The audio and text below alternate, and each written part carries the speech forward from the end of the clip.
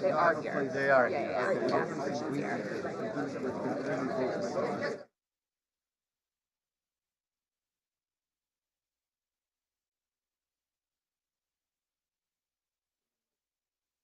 That's just a check. Oh, that.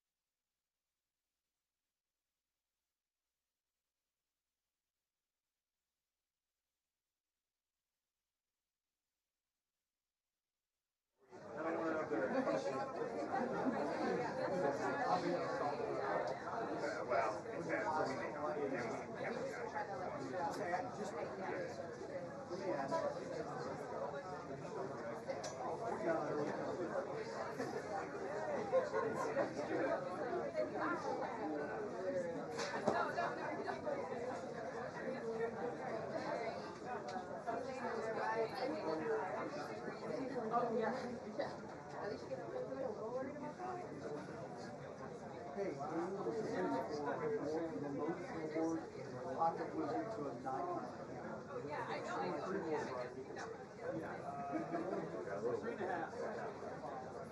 Yeah, yeah, it's the plug that goes into the wizard and then into the camera. And it's got that little screw thing. Thank you, sir.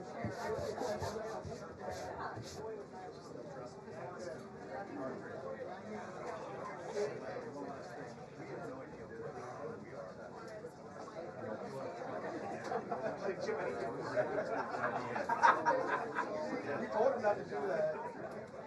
If we watch you on the camera.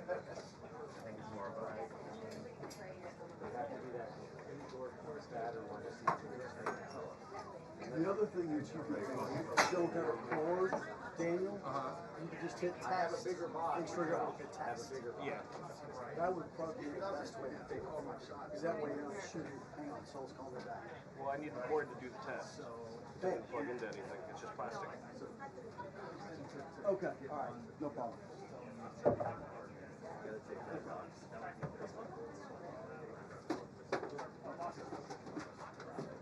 Okay.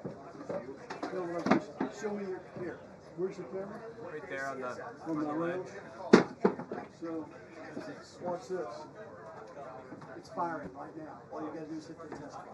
Oh, okay. Okay. Yeah, we can do that. Yeah. Let's see, go fire with the camera. Yeah, it doesn't fire with the. I need to figure out how to focus this thing though. Let's see how it focus. Usually my turn. They have this camera Oh no, because you can't. So all you do is press the test button. Okay. Right? You can watch the back of the camera. Can you see the back of the camera now? Watch it now. Yeah, it's fine. It's working. I'm just trying to figure out because I gotta do all the settings backwards. Oh, sure, of course.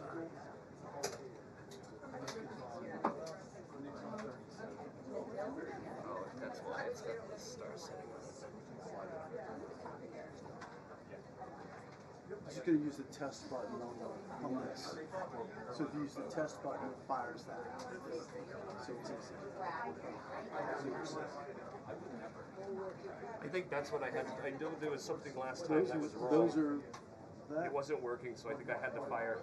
That's what it was. When we were doing Saudi, I was running and I was pressing the button to fire it because there was no port. We didn't have the port working. This will be a lot easier than the one. Abe, can you stand over there for a second at the podium? Yeah, apparently.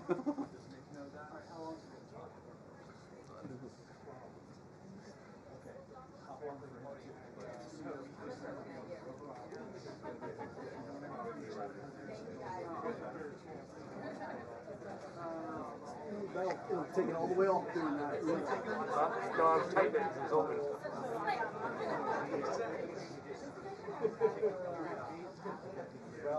I'd like you to try without it. No, we're going to do a good one. Got it? How do we move it up? So that post that you had, flip it all the way up. Remember. So go the way. This way? Yep. And then it'll just stay. No, then you got to bring it back down. Right, I mean, but then it will stay. Okay, go to the podium.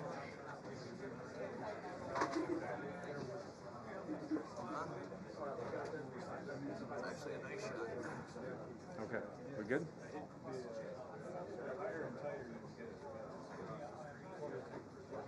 Well, what? Yeah, can you? They shouldn't. No, that little guy's wide. You may need to come back. Is there somewhere where we can see that? I don't have any idea what Because this right now is the perfect shot. This is you? that micro camera? Oh. Whose camera is this? One The house? One of the networks.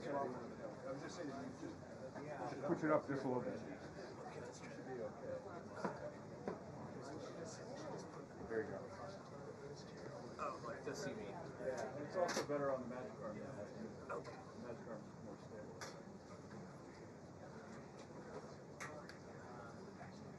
There you go. Yeah, should be good.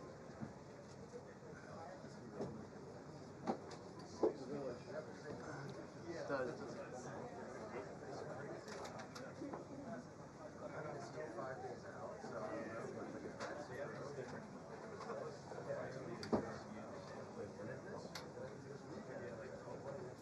That's kind of neat.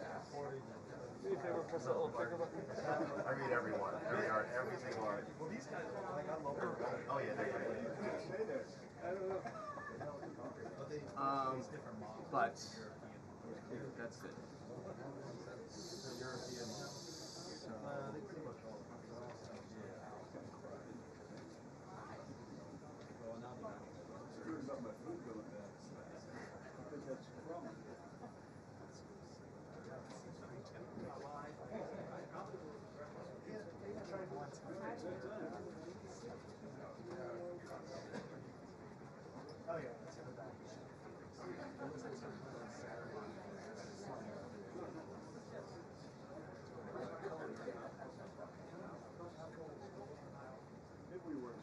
Abe, could you stand back over there? Thanks for your help. Nobody woke up in the morning knowing how to do this.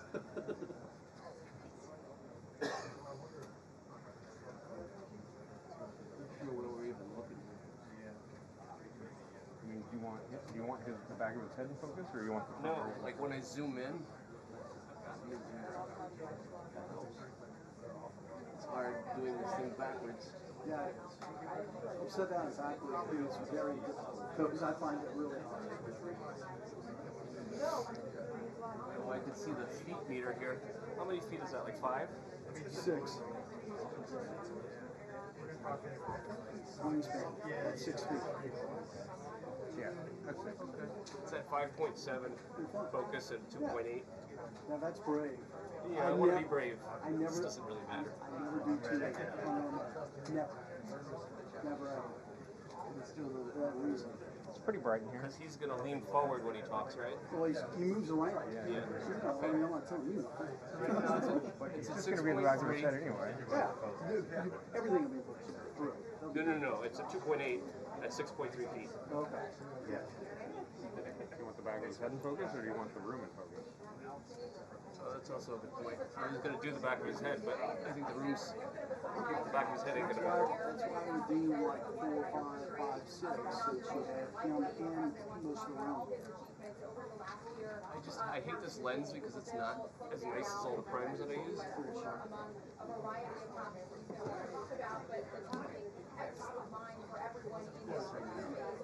So, Dave, should I do 16 feet, 20 feet, 40 feet, or infinity? What do you do, 2.8? Yeah. But it's also wide, so more things are in focus. Yeah, I don't know. What's 12 feet, 16 feet?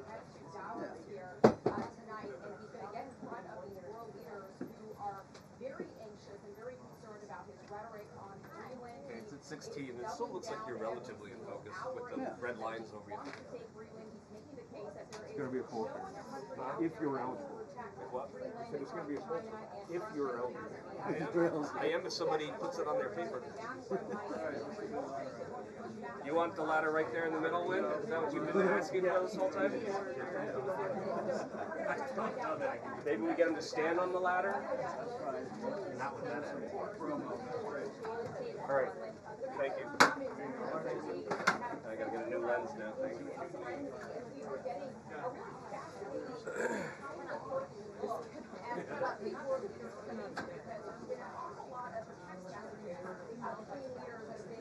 Shared not just by the president but other leaders. One came in overnight from U.S. Secretary General Mark Rutte.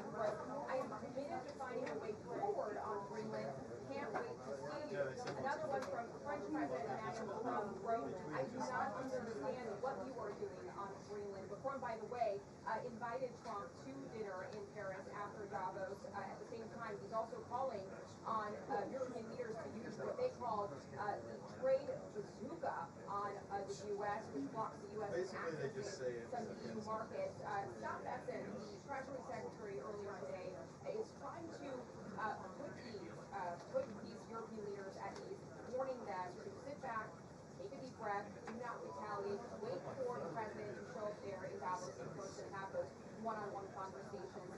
The president is also pushing back last night on this idea that she's doing all of this because of the Nobel Peace Prize snub. It comes down to the Norway Prime Minister said that Trump is, quote, very preoccupied with the prize and not getting it. Trump last night said he does not care about the prize, he cares about saving lives. We're also expecting a lot of questions about his board of peace on Gaza, who's in, who's out, some wondering if it's going to undermine the United Nations and the UN Charter. But again, affordability was supposed to be the main topic in his remarks in Davos. Tomorrow, making home easier. We'll see if that has changed. We'll see if we get any more details on those policy announcements in just a few minutes.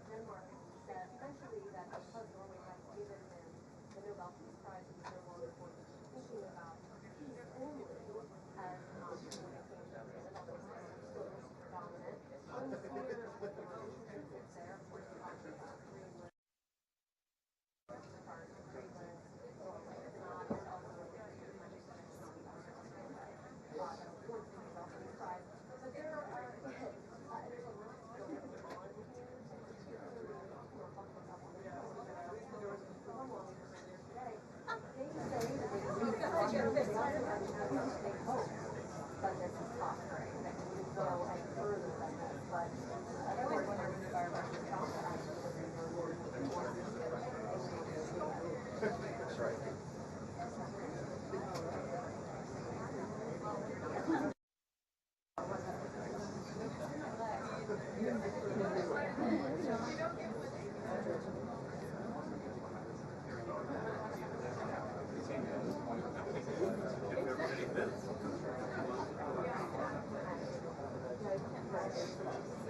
When I came,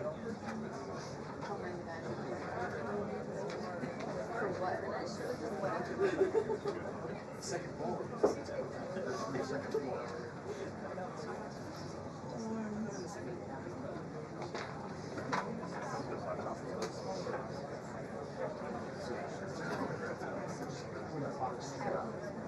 I'll put on.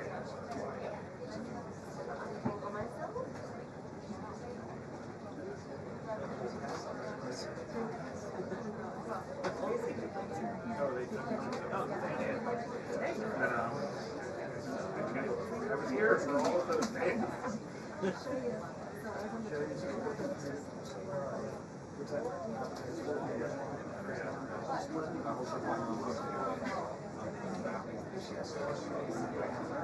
Understood.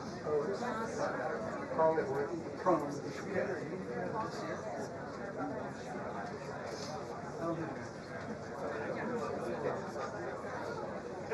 That was parts of the I know, right?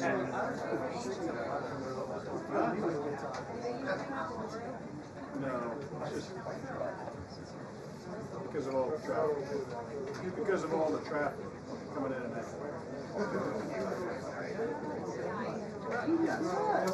That's when I guess people just need more than one. Yeah,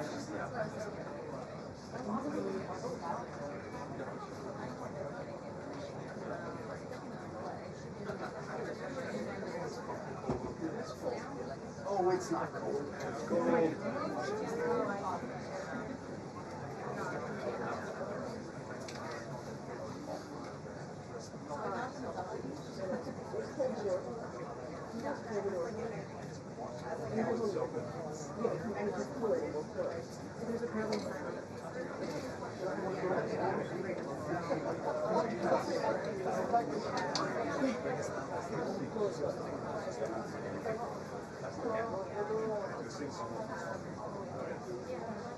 Is there a ladder block?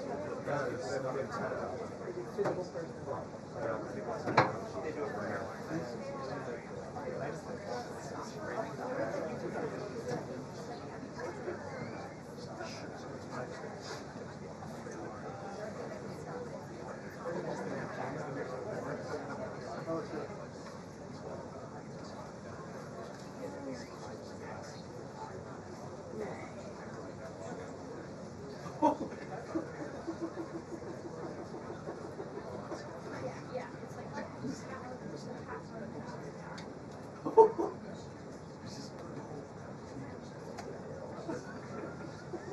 This is a pretty good poster.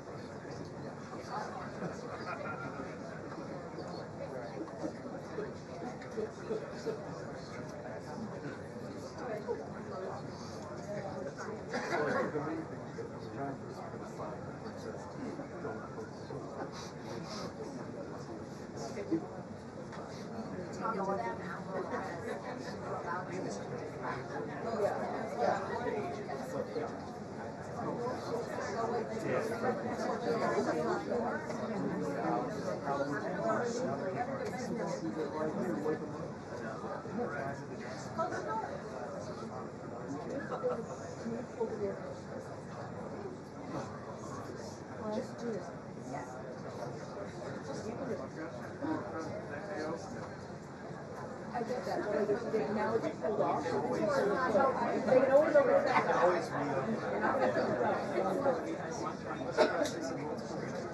Thank you.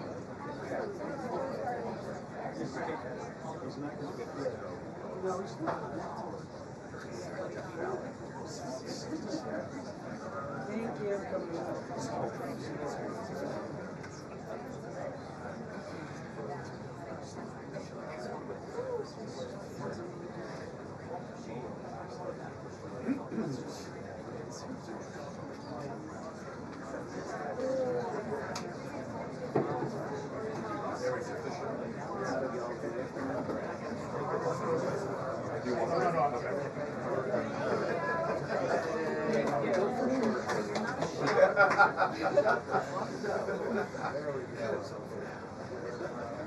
Easy now. Sorry. You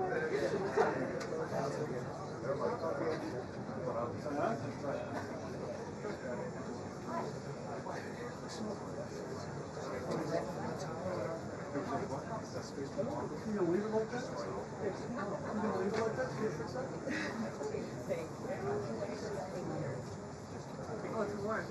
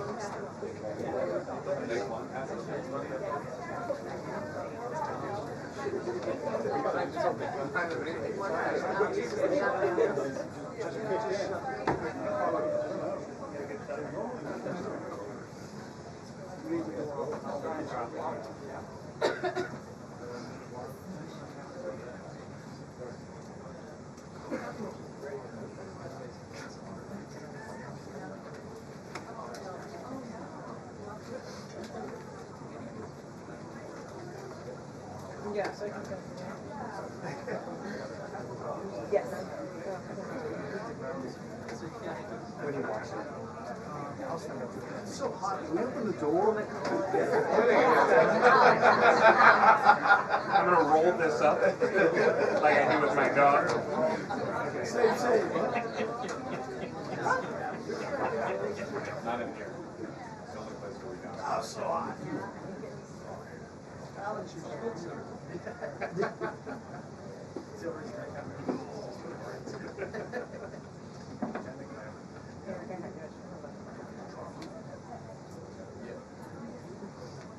Yes, I hear you. Stand back.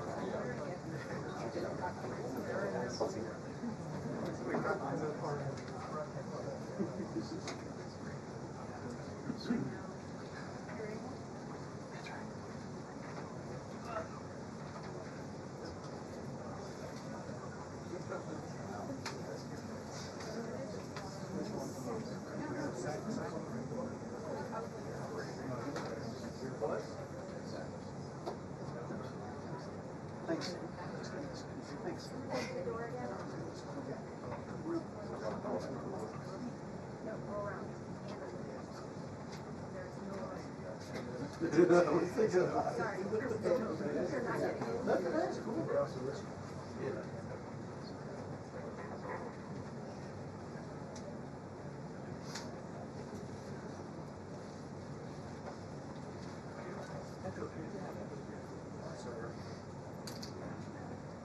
That's amazing.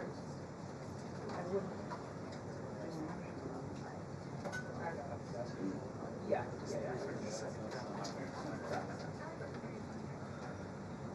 When am I getting there next time?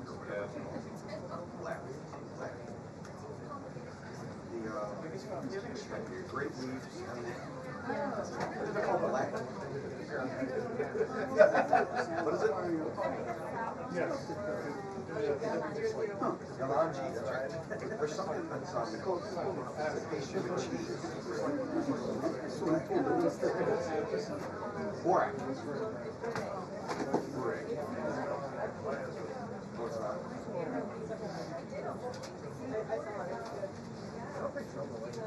Right.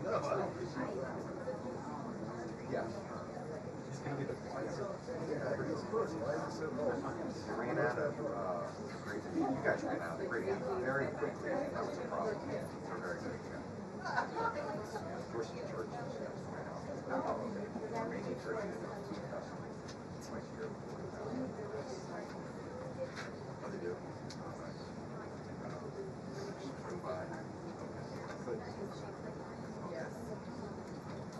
They did.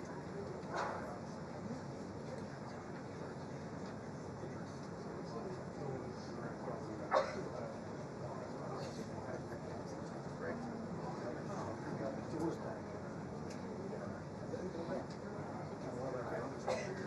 say Borat?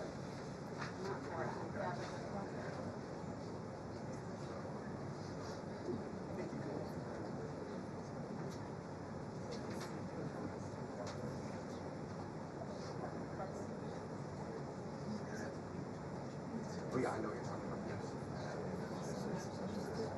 Yeah, very good.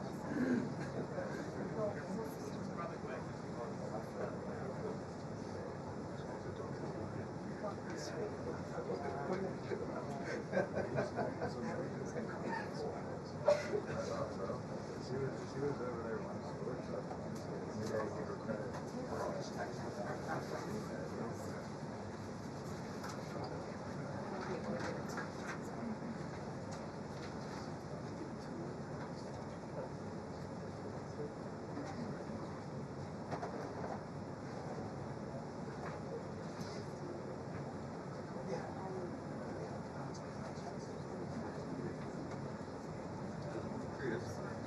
Is that him?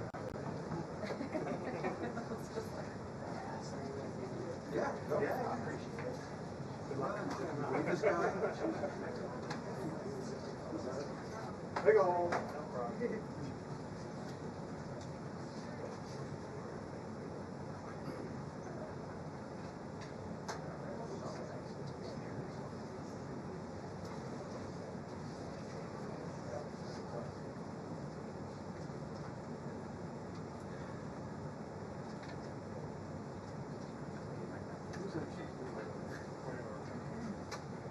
But it's not your normal ticket.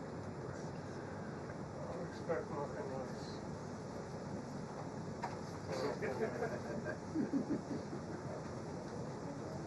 Say that again, yeah.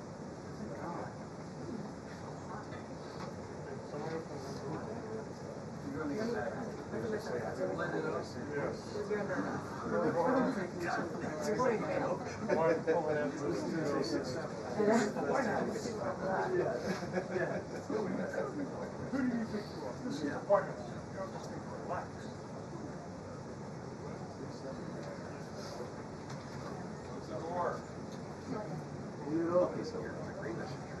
Yeah, it's been all you get.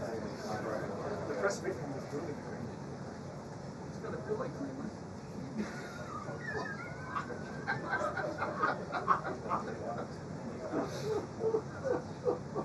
I'm here all day. Try the deal. Try the wheel.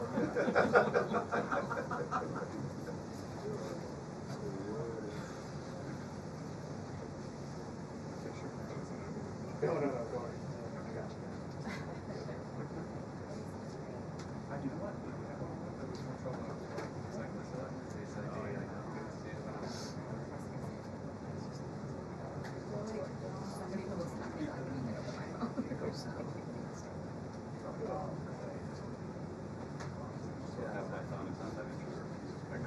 See, the European people like the top of their head. There's a I know, I don't understand.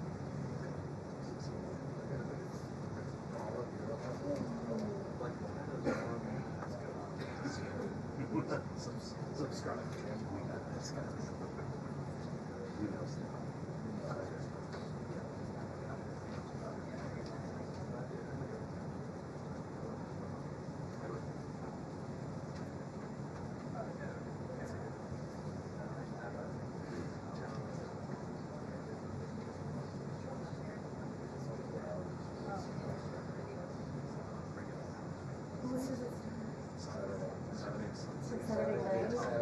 The European models are right.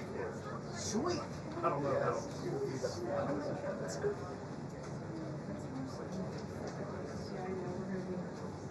Yeah, I think the last one That's like the bullseye. January. Yeah, south of those four. It's like the last. Virginia. We didn't have anyone. Like unless it's like flurry. I know we didn't have like real snow. Maybe so much for that. I mean, Well, I guess it was also Sunday, so. Yeah, Jessica goes for herself. I'm sorry. Never had that. So I didn't American.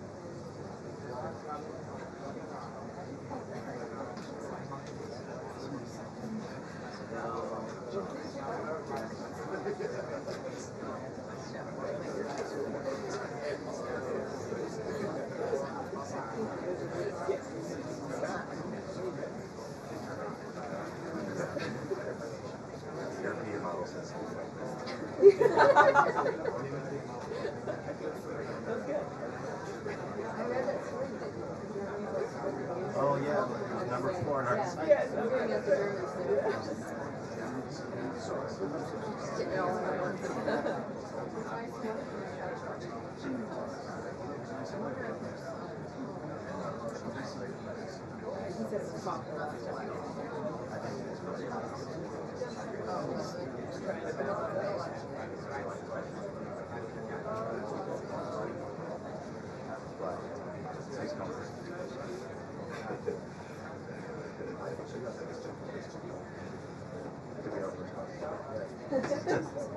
we just did this. It's too cold. First amount of custody. Well, also,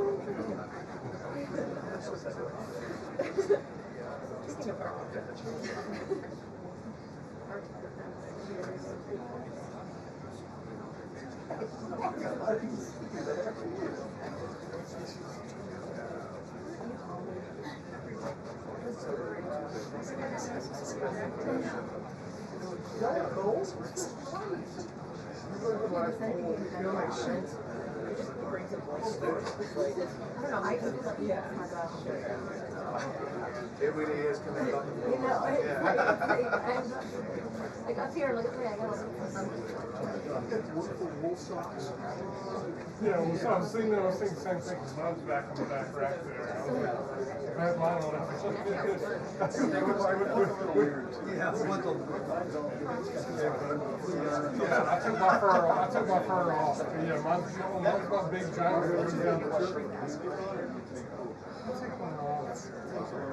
Ridiculous.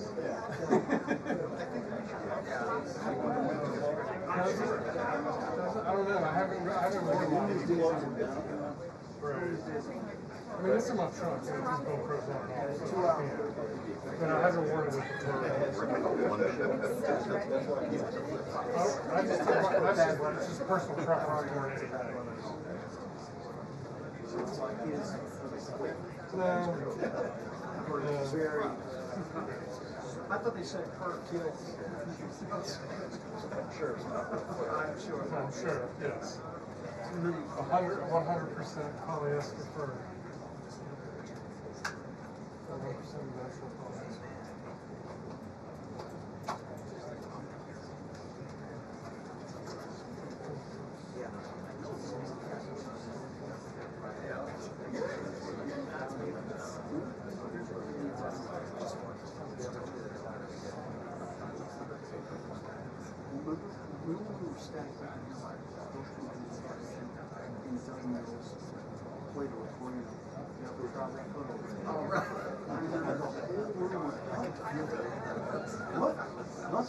That was good, yes.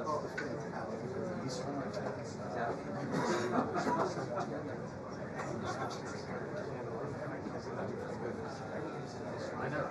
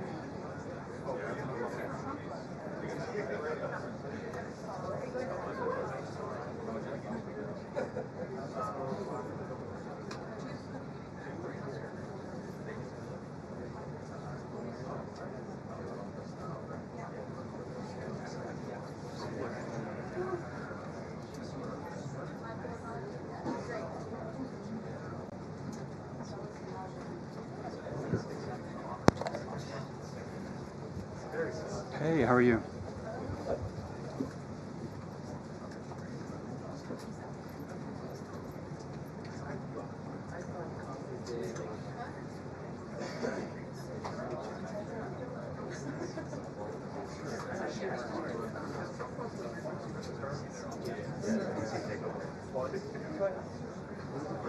Like the plane crash. And then there was another one. Yeah, DC. National Guard. Yeah, DC.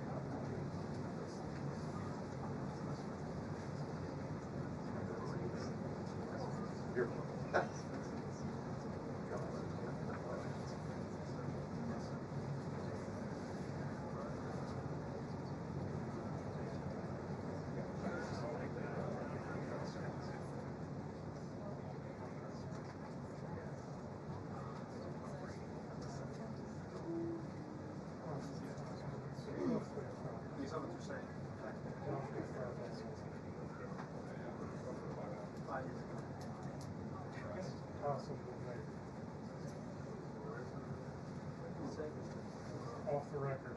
Off the record. Let's keep you careful.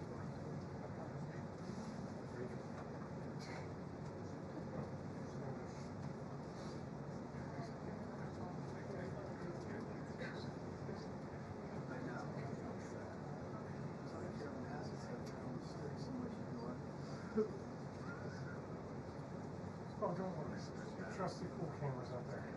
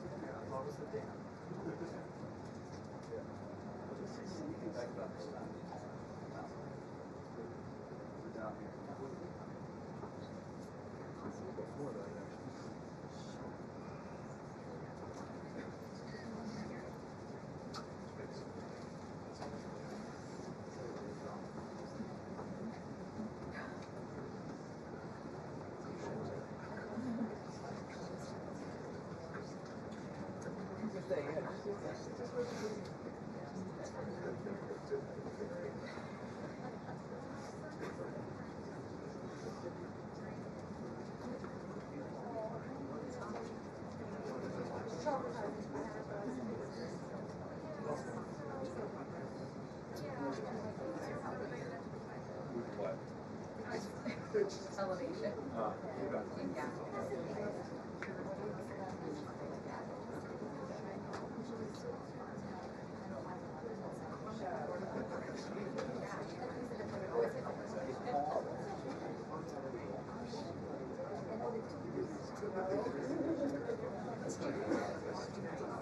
Oh my God, they're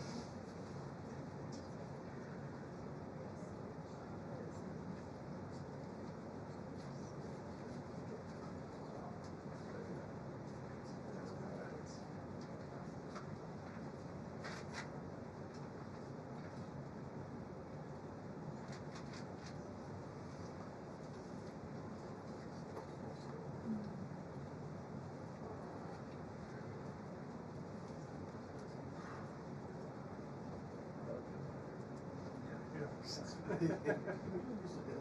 trying. Take them over.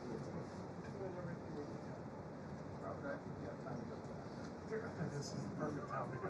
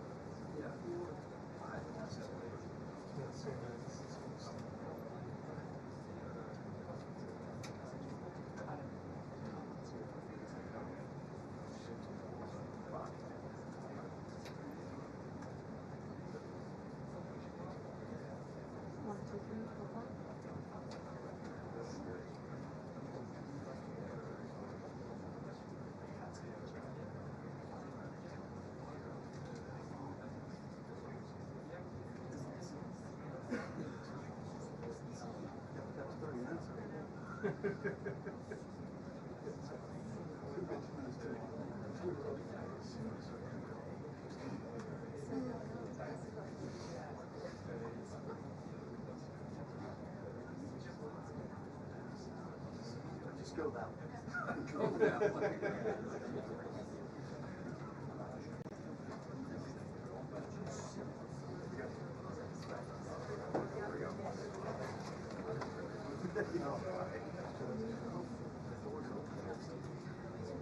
Don't do that.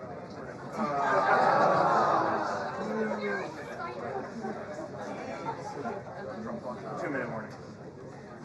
Yep. 2-minute warning. 2 minutes. The official 2 minutes? Yeah, they just sent it to the that too.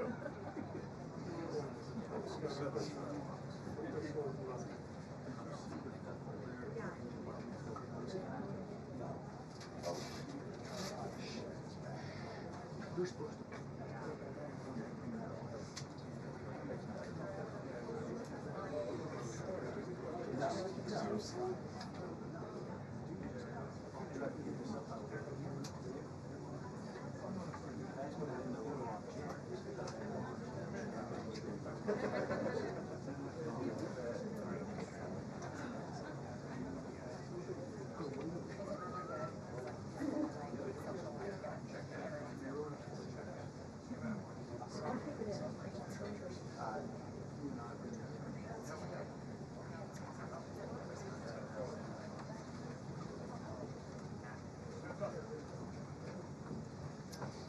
Wow, that's a big crowd. It's a lot of people. I think it's like a record. So these are accomplishments. We have a lot of accomplishments. And as you know, this is the anniversary, first anniversary, January 20th. And it's been an amazing period of time. We have a book that I'm not going to read to you, but these are the accomplishments of what we've produced. All page after page after page, individual things. I could stand here and read it for a week and we wouldn't be finished. But we've done more than any other administration has done by far in terms of military, in terms of ending wars, in terms of completing wars. Nobody's really seen very much like it. I think it's appropriate that because Minnesota is so much in the fray, and I say to my people all the time, and they're so busy doing other things, they don't say it like they should. They're apprehending murderers and drug dealers and a lot of bad people. And these are just some of the more recent ones that we have. And I can show you some of the people. Vicious, many of them murderers. These are all out of Minnesota, just Minnesota. I say, why don't you talk about that more? because people don't know. Do you want to live with these people? International murder. These are people that are living, they're apprehended and either put in jails in their country from where they came, or the countries respect us, and so they actually put them there. In the old days, they didn't respect our country. Biden wouldn't do this because he let them all in. You know, if you didn't have open border policies of Biden, none of this, all of the things that all of the time that we spend talking about Minnesota and everything else, most of them are coming from out of the country. And it's been caused by a previous administration. Look at this, one after one. Boy, these are rough characters. These are all criminal, illegal aliens that, in many cases, they're murderers, they're drug lords, drug dealers, they're the mentally insane. There's some of them who are brutal killers, they're mentally insane. They're killers, but they're insane. These are just in Minnesota. California, it's worse. In other states, it's worse. No, Minnesota, the crime is incredible. The financial crimes are incredible. And the problem is because of the agitators and insurrectionists, whatever you want, troublemakers, but they're paid agitators and insurrectionists. Nobody talks about the fact that $19 billion at a minimum is missing in Minnesota, given to a large degree by Somalians. They've taken it. Somalians, can you imagine? And they don't do it. A lot of very low IQ people, they don't do it. Other people work it out, and they get them money, and they go out and buy Mercedes-Benzes, and they come from here, they have no money.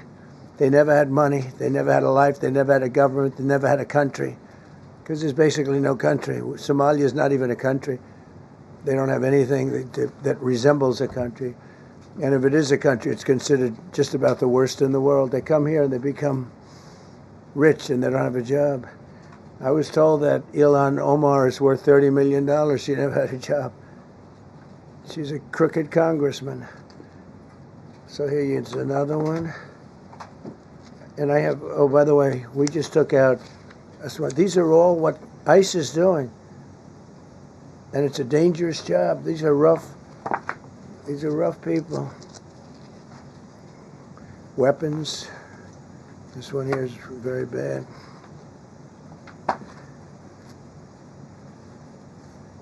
I'm going through this because I think we have plenty of time. I'm going to beautiful place in Switzerland where we'll be, I'm sure I'm very happily awaited for. In Switzerland, they don't know about this. They don't have this problem. They have other problems, but they don't have this problem. Look, killed somebody. Look, and these are rough people. These are not, this was all allowed into our country through open borders. These dumbest policies, you know, men and women's sports is dumb. But to me, having an open border for the world to come in, drug dealers and prisoners. Venezuela, as an example, opened their prisons into the United States. That's why, one of the reasons I felt so strongly against Venezuela. Now, I'm loving Venezuela. They've been working with us so well. It's been so nice. And an unbelievably nice woman also did a very incredible thing, as you know, a few days ago. We're talking to her, and maybe we can get her involved in some way. I'd love to be able to do that.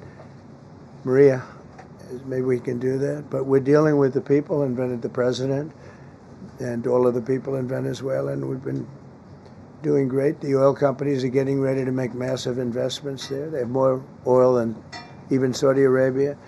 There you go. These are rough ones. This is all Minnesota, every one of them. This is one state out of many. And these people are, let's see, yeah, these are all, so far, people that came from outside of the country. They were allowed in by Sleepy Joe Biden, Crooked Joe Biden, whichever you like. You can call him whatever you like. They're both right. He's sleepy and he's crooked. He was the worst president we've ever had. And we've had some bad ones, too. I can tell you, all you have to do is look at trade. You're not getting bored with this, right? I hope you don't. But these are people that you have to see. Strong-arm rape, aggravated assault with a weapon, and many other crimes.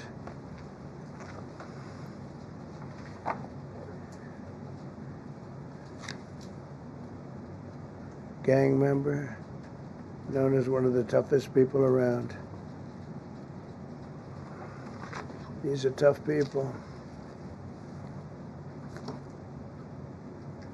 So this is what the people are trying to protect, because all ICE wants to do is get them out of our country, bring them to prisons and jails and mental institutions from where they came. That's all they want to do.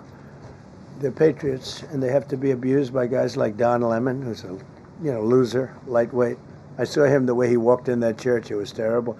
I have such respect for that pastor. He was so calm. He was so nice. He was just accosted. What they did in that church was horrible yesterday. Look at it here. 24 convictions. 24 times convicted. They're not charges. These are convictions. So he comes from outside the country. Do you think he's going to be good here? He's convicted 24 times. He's going to be good here, right? It doesn't work that way. He's a man murderer. One of many. One of many. All they want to do is get him out. They want to take him out of our country.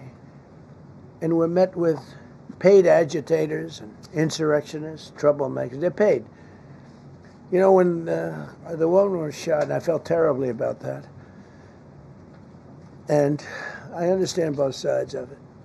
But when she was shot, there was another woman that was screaming shame. Shame, shame, shame, right? You saw it. So loud. Like a professional opera singer. She was so loud and so professional. She wasn't a woman that was hurt, like, oh, my heart's injured. She was a professional. She's shame, shame. She's screaming, shame, shame. I said, that's not a normal person. That's a professional. These are professional agitators and professional people that want to see our country do badly. But that's not happening because we have the hottest country anywhere in the world, despite this stuff. Look at this. All top of the line criminals. They're not going to be good. They're not going to be well behaved here. I could do thousands. We had over 3,000 in the last fairly short while. Just in Minnesota. What's the number, Carol? 10,000. 10,000 criminals arrested in Minnesota alone. 10,000 criminals. And these are serious criminals. Now, how can a place with 10,000 criminals, how can you have a state? And yet they're fighting us. Yeah, I like that guy. He keeps nodding to me. You agree with me, I guess. I like him. I don't know who he is, but I like him. He keeps nodding. He says, you're right. He's obviously a little on the right side, maybe. Look. These are rough ones. So this, we just took this off a stack. We have many stacks like this. Like, I could go 30 times what I'm showing you now.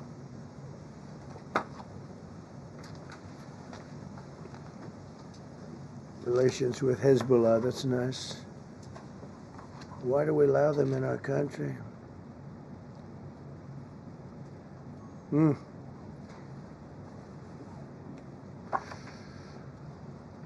just looking at these charges. It's just pretty incredible. Many murderers, many murderers. People that murdered.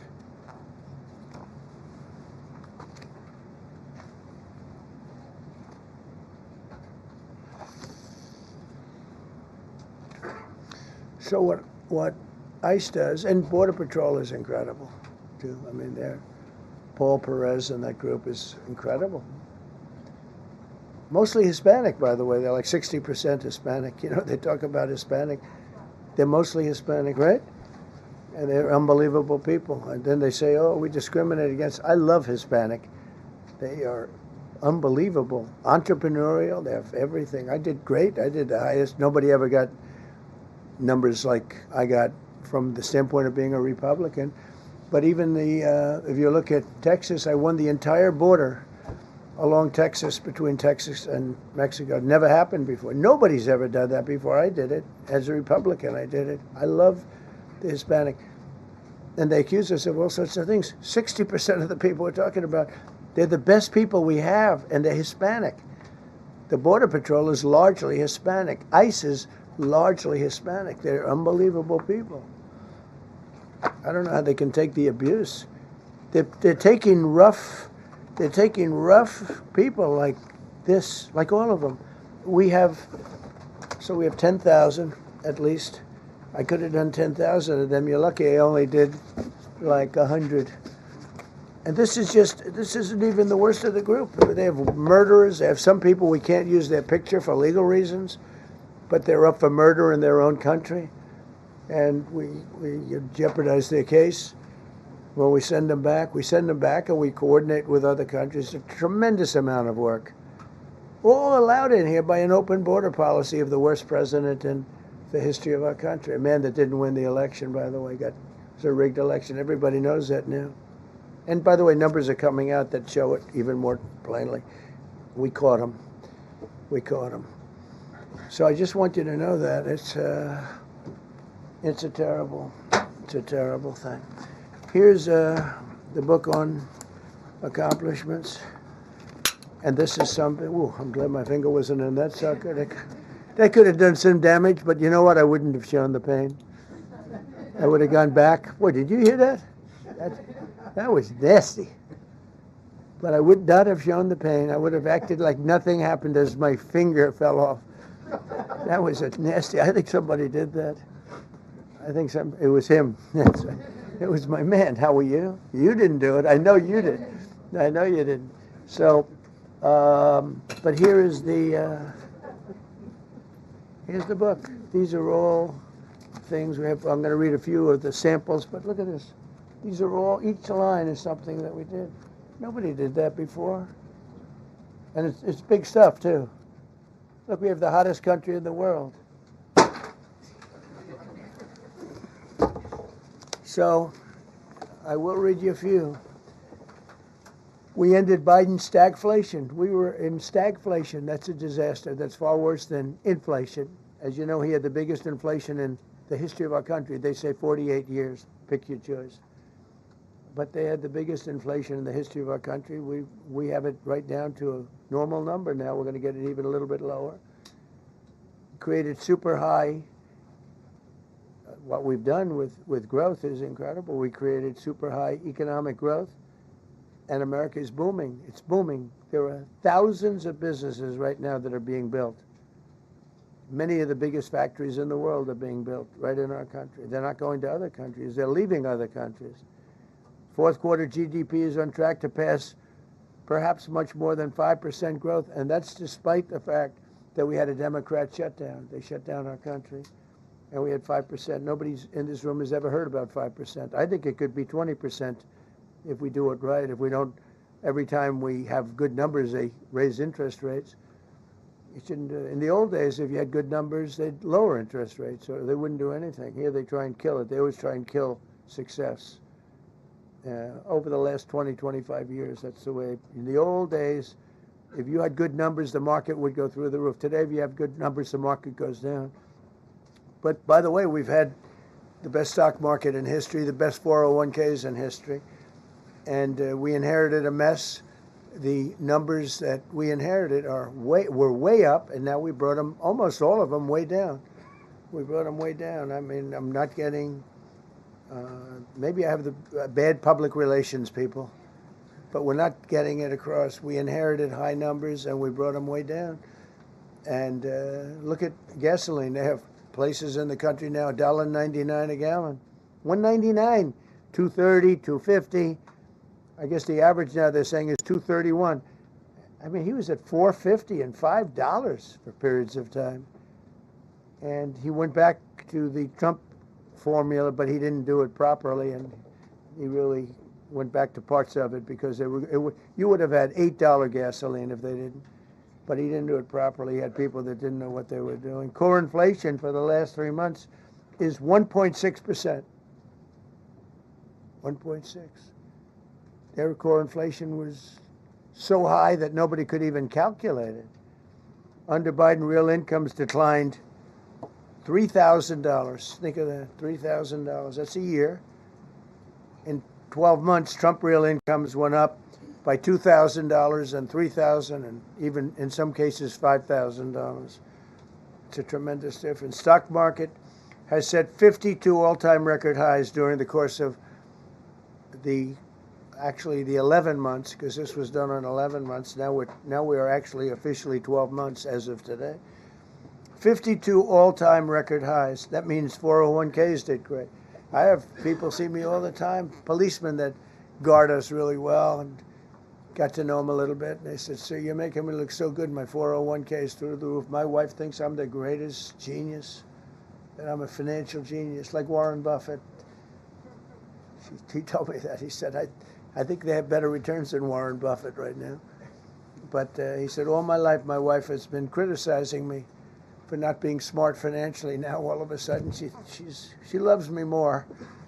But we added $9 trillion in value to retirement accounts, saving many people. I mean, they were going out of business. Think of it. We added $9 trillion of value to retirement accounts, savings accounts, and 401ks. That's during the course of 12 months. And I think it's probably 11 months because I don't think they have it for the 12. They have it for the 11. Added $9 trillion of value. Lifted more than 1.2 million Americans off food stamps in 1 year. They would have had another 1.2 million. We would have had, welfare would have gone up. And instead of investing $18 trillion in our country, now it's probably more than that, but $18 trillion and having thousands of plants being built all over the country, you would have had thousands of plants closing all over the country. And you would have had disinvestment, and you would have had welfare going way up. You know, if you look at SNAP, take a look at SNAP, what happened with that? It was at $7 billion, and it came out to over $51 billion. Nobody has ever seen anything like it. The past administration, they had no clue. Or they were really bad, but they basically had no clue. But they did have a concept. I mean, they're still trying to sell the idea of men playing in women's sports. You saw that in the Supreme Court. I mean, some of those justices were fighting for them, too. They were fighting for them. But you saw that just the other day in the Supreme Court. Men playing in women's sports doesn't work. Secured a record-breaking $18 trillion in commitments for new investments. Apple, NVIDIA, SoftBank, Oracle, TSMC, Johnson & Johnson, Eli Lilly and Company, Micron, AstraZeneca, General Motors, Hyundai, Ford, Honda, GE Aerospace, many, many others. I left a Ford plant a week ago in Michigan that they were going to close 2 years ago, and now they just announced that they're going 24 hours around the clock making cars. Tariffs did it. I don't know what the Supreme Court's going to do. I think to me it reads so plainly. Couldn't be plainer. You're allowed to do a license. Tariff is probably less severe than what a license could be. But think of it. You're allowed to do a license, and then they have a clause at the end, something to the effect, or what is necessary, something to that effect.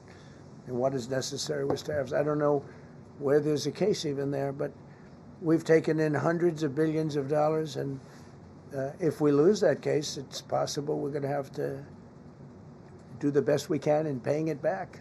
I don't know how that's going to be done very easily without hurting a lot of people. But we're waiting for that case anxiously, and we have tremendous national security because of tariffs and tremendous income. You know, we have, and by the way, no inflation. So everyone said, oh, tariffs will cause inflation. We have no inflation. We have very little inflation. Biden had inflation, and he didn't do tariffs. We had a huge problem. We have a 62% reduction in our trade deficit. So if you had a 1% reduction, a normal president, would have a 1%, 2% reduction. Everybody would be high-fiving. Had a 62% reduction. Next year we won't have a trade deficit. We secured most favored nations agreements to slash drug prices by as much. And to me, I think this might be the biggest thing of all. We get zero talk about it. The New York Times had a story way in the back of the paper, a little story about it. I think it's the biggest thing there is. When you talk about health care, drug prices will go down more than ever before for any country, because we were priced at such a level that we were subsidizing the entire world, big place of the world. We were paying 10, 12, 13 times more than other countries. 13 times more, not 13%, 13 times more. A pill that was selling in London for $10 would sell in New York for $130. That's 13 times. More than that even. But we secured most favored nations agreements to slash drug prices by as much as 300, 400, 500, and even 600%, including with Pfizer, AstraZeneca, Eli Lilly, Nova Nordisk, Gilead Sciences, EMD, Serenio, and many others.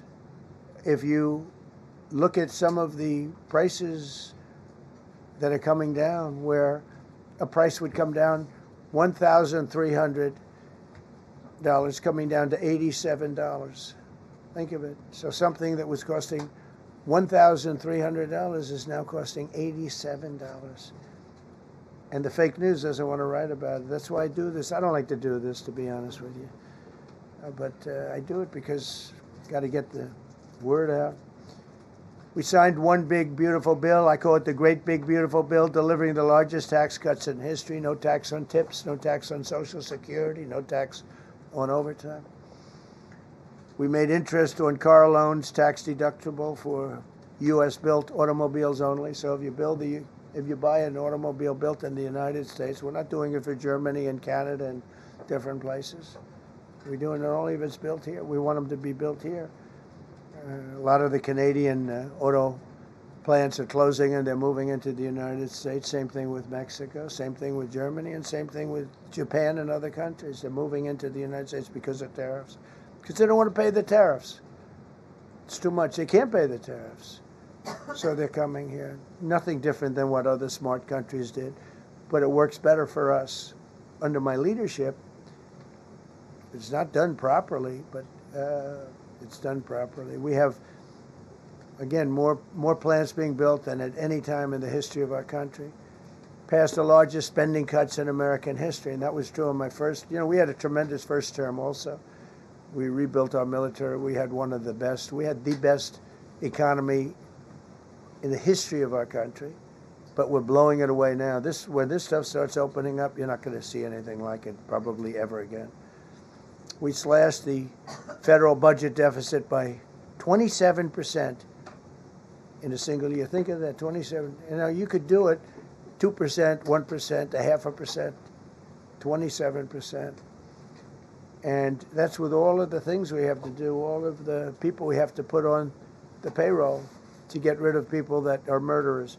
Again, when you see people in Minnesota that are murderers, these people are fighting to keep them there. And I say to Christie and to Tom Homan, the great people, they're working so hard.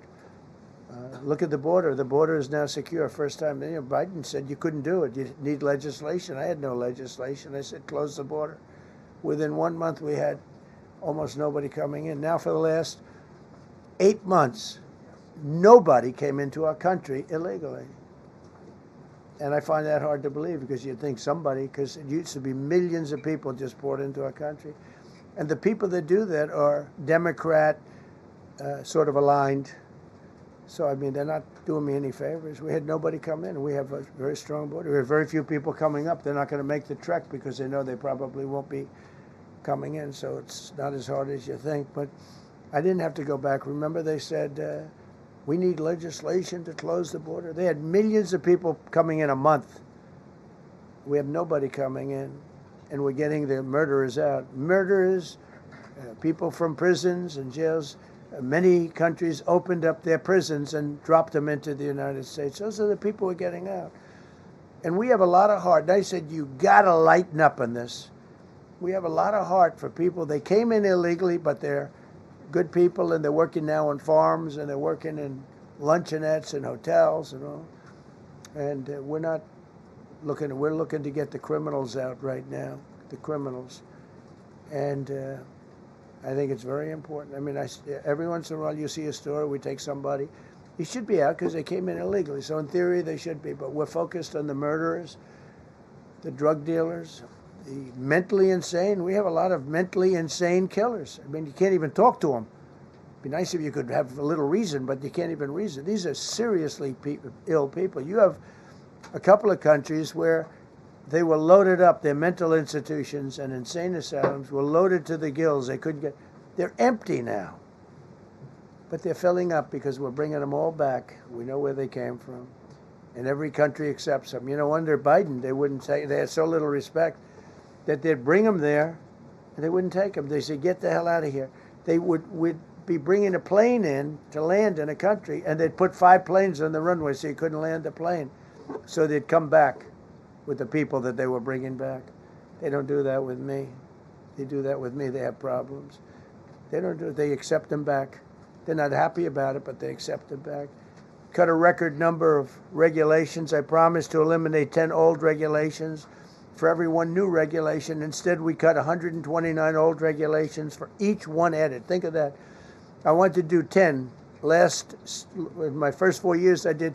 When we put on a new regulation, you had to cut 8. This year, I said you have to cut 10. Instead, we cut 129. So every time, so far, can't remain like that, I don't imagine. I hope I can, because we have so much wasted regulation, stupid regulations. Regulations where they go by California, which is a disaster state, with a governor that truly is doing a bad job. He's killing that state. If he ever ran the country, this country would be Venezuela very quickly. Using tariffs slashed the U.S. trade deficit by an incredible 77%. The trade deficit is down, and that doesn't include the last month where we had our best month. We slashed the trade deficit by an incredible 77% in 1 year with no inflation, something that everyone said could not be done. So we had essentially no inflation. In fact, the last month we had almost no inflation. But we slashed the trade deficit by 77%. If you slashed it by 1%, that was good. Again, we did that with tariffs and intelligence. We did that with November 5th, great election. We secured historic trade deals to reduce barriers on U.S. exports with countries covering 40% of all U.S. trade. Think of that.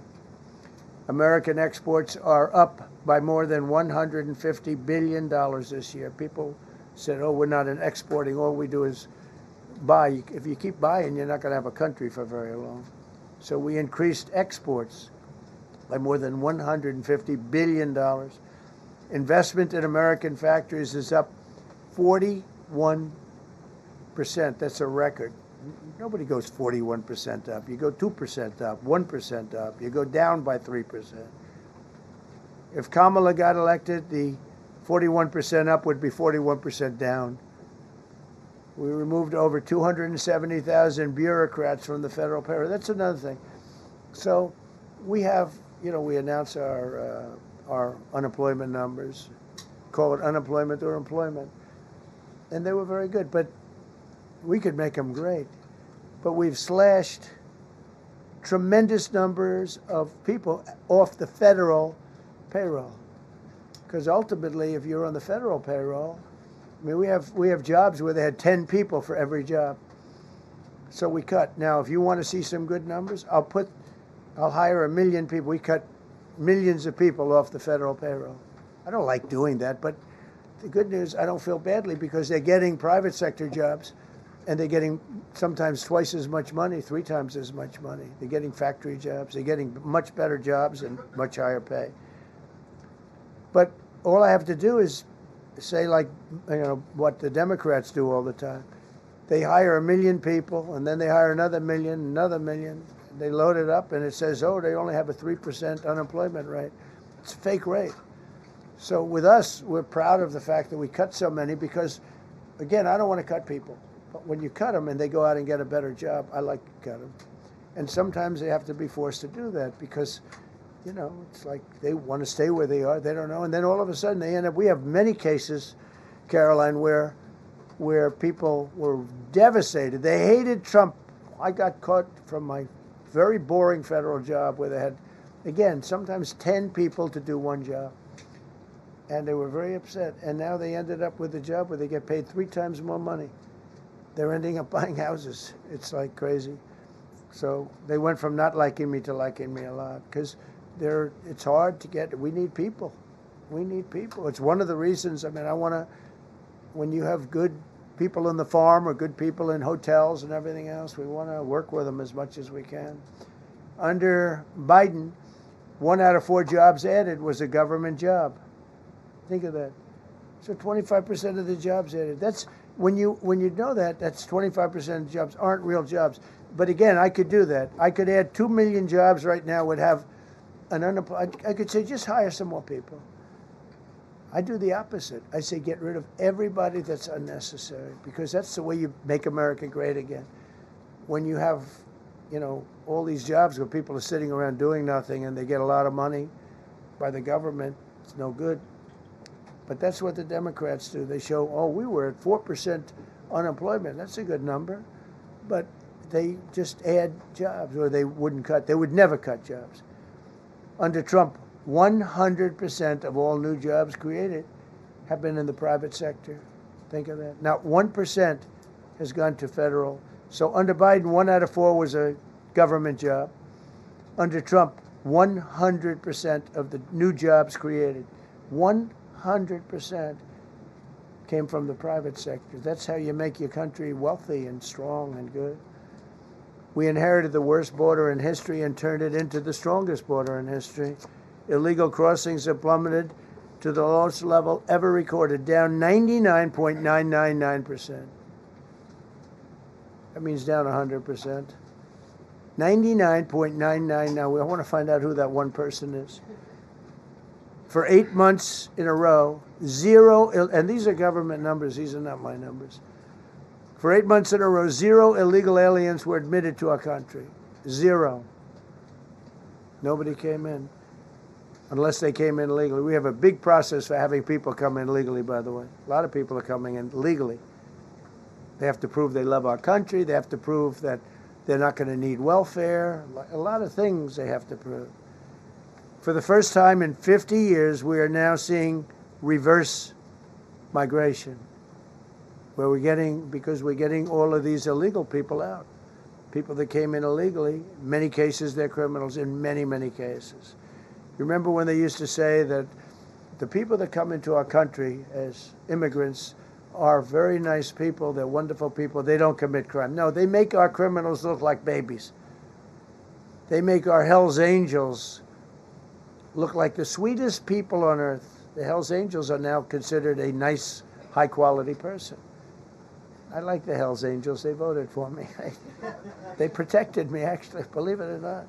But they make our criminals look like babies. These are some of the most vicious people anywhere in the world. They came from the Congo. The prisons, I know the Congo because I ended the war with the Congo and Rwanda. Tough group, very tough group. They came from prisons in the Congo. Some of the toughest, meanest people you'll ever meet. Thank you very much. They allowed them to come into America. These are tough people. Before my election, 100% of net job creation was going to foreign migrants. Since my inauguration, 100% of the net jobs created have gone to American-born citizens. That's a big thing. In other words, we're now taking care of our people. 100% of net jobs created have gone to the American-born people. Before that, we didn't care. Designated Tren de Aragua, MS-13, and the Mexican drug cartels as foreign terrorist organizations, and we've hit them hard. You've seen what we've done on the water. We're starting to do that on land. The land is much easier, actually. Water is incredible. We did that on the water so that when you do it on the land, they don't go to the water. Nobody's going into the boat business right now, I can tell you. 97% down drugs coming in by water. Think of it, 97%. Nobody ever heard of that before. They heard 2%, 1%. It went up 2%. 97, and we're looking for the 3%. Who the hell are the 3%? They're crazy. But we've taken out almost 100% of the drugs coming in by water. Now we're going to be very shortly starting drugs coming in by land. We know exactly where they're coming from. Removed tens of thousands of illegal alien gang members, drug dealers, murderers, child predators, human traffickers, fraudsters, savage criminals, and others. We removed them from our country. They're out. They're gone. In some cases, they're so dangerous that we put them in jail because we don't want to give them to their country. Their country doesn't do anything, and they end up coming back. We have some that they're so bad that we don't want to really release them. We want to put them in a jail where we know they're properly ensconced. Think of that. Remove tens of thousands of illegal alien gang members, drug dealers, murderers, child predators, human traffickers, fraudsters, and savage criminals. Why wouldn't you want them removed? The reason is because these are insurrectionists that are doing this work. And, you know, they're going to make mistakes sometimes. ICE is going to be too rough with somebody, or, you know, they're dealing with rough people. They're going to make a mistake. Sometimes it can happen. We feel terribly.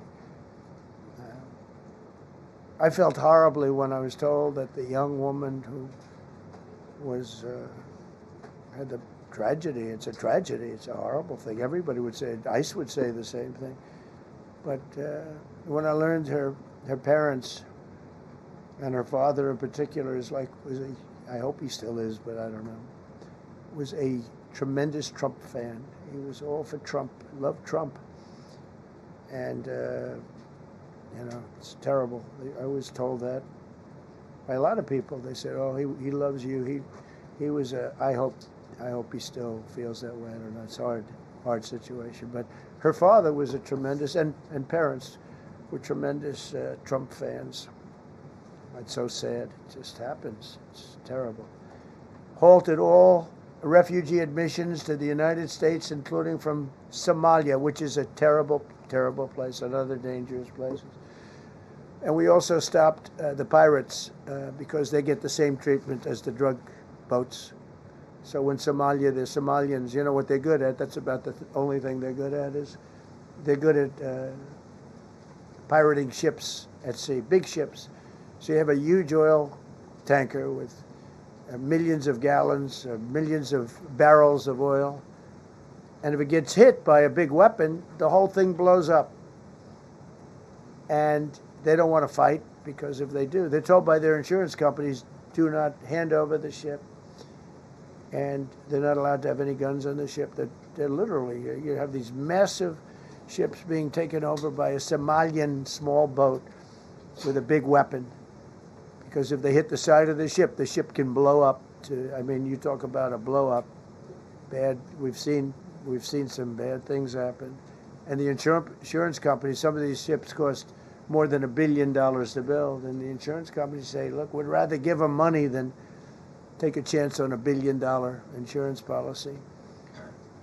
But they don't have to worry about it, because we hit them the same way we hit the people with the drugs in their boat. They don't know what the hell happened. But all of a sudden, there are no pirates at sea. Do you notice? We haven't had a boat taken in a little while. Came out of Somalia, really corrupt place. It's not a country. They don't have government. They don't have anything. I always hate to see this. Ilhan Omar, she comes from Somalia, a backward country, probably the worst country. They say it's the worst country in the world, if it's a country. I don't even think it's a country. There's no organization, no anything. They don't have police. They don't have military. They don't have anything. They just have people running around, killing each other and trying to pirate ships. But she'll come here, comes, and then she wants to tell us how to run our country. The Constitution says that I am entitled to this. I can't stand her. Terminated all taxpayer-funded benefits for illegal aliens and kicked 275,000 illegals off of Social Security. They were illegally getting Social Security. 275,000 people. I'm telling you, it's not that this is pleasurable, but if I weren't elected president, this country was going to be destroyed quickly, very quickly. I think within a year, if you had Kamala or a Joe type. I mean, Joe was a disaster, but if you had Kamala, he was the replacement. I was up by like 25 points on Joe, and they said, hey, let's get somebody else. This never happened. Well, I had so many firsts.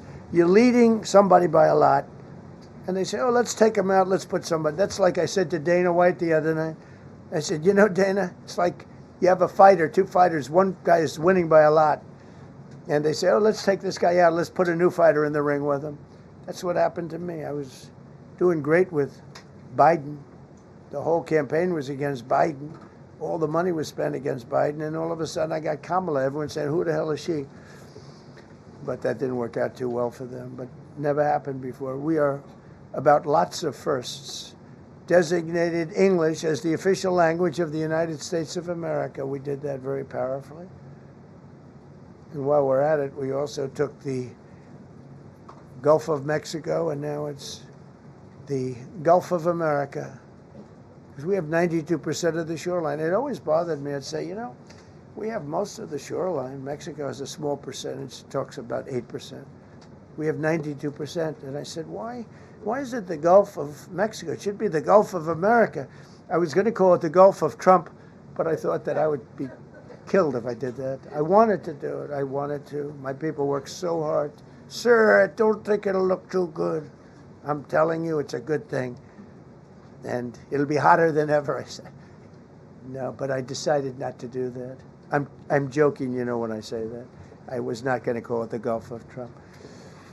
Because tomorrow it'll be, Trump wanted to call it the Gulf of Trump, but he was rebuffed by his people.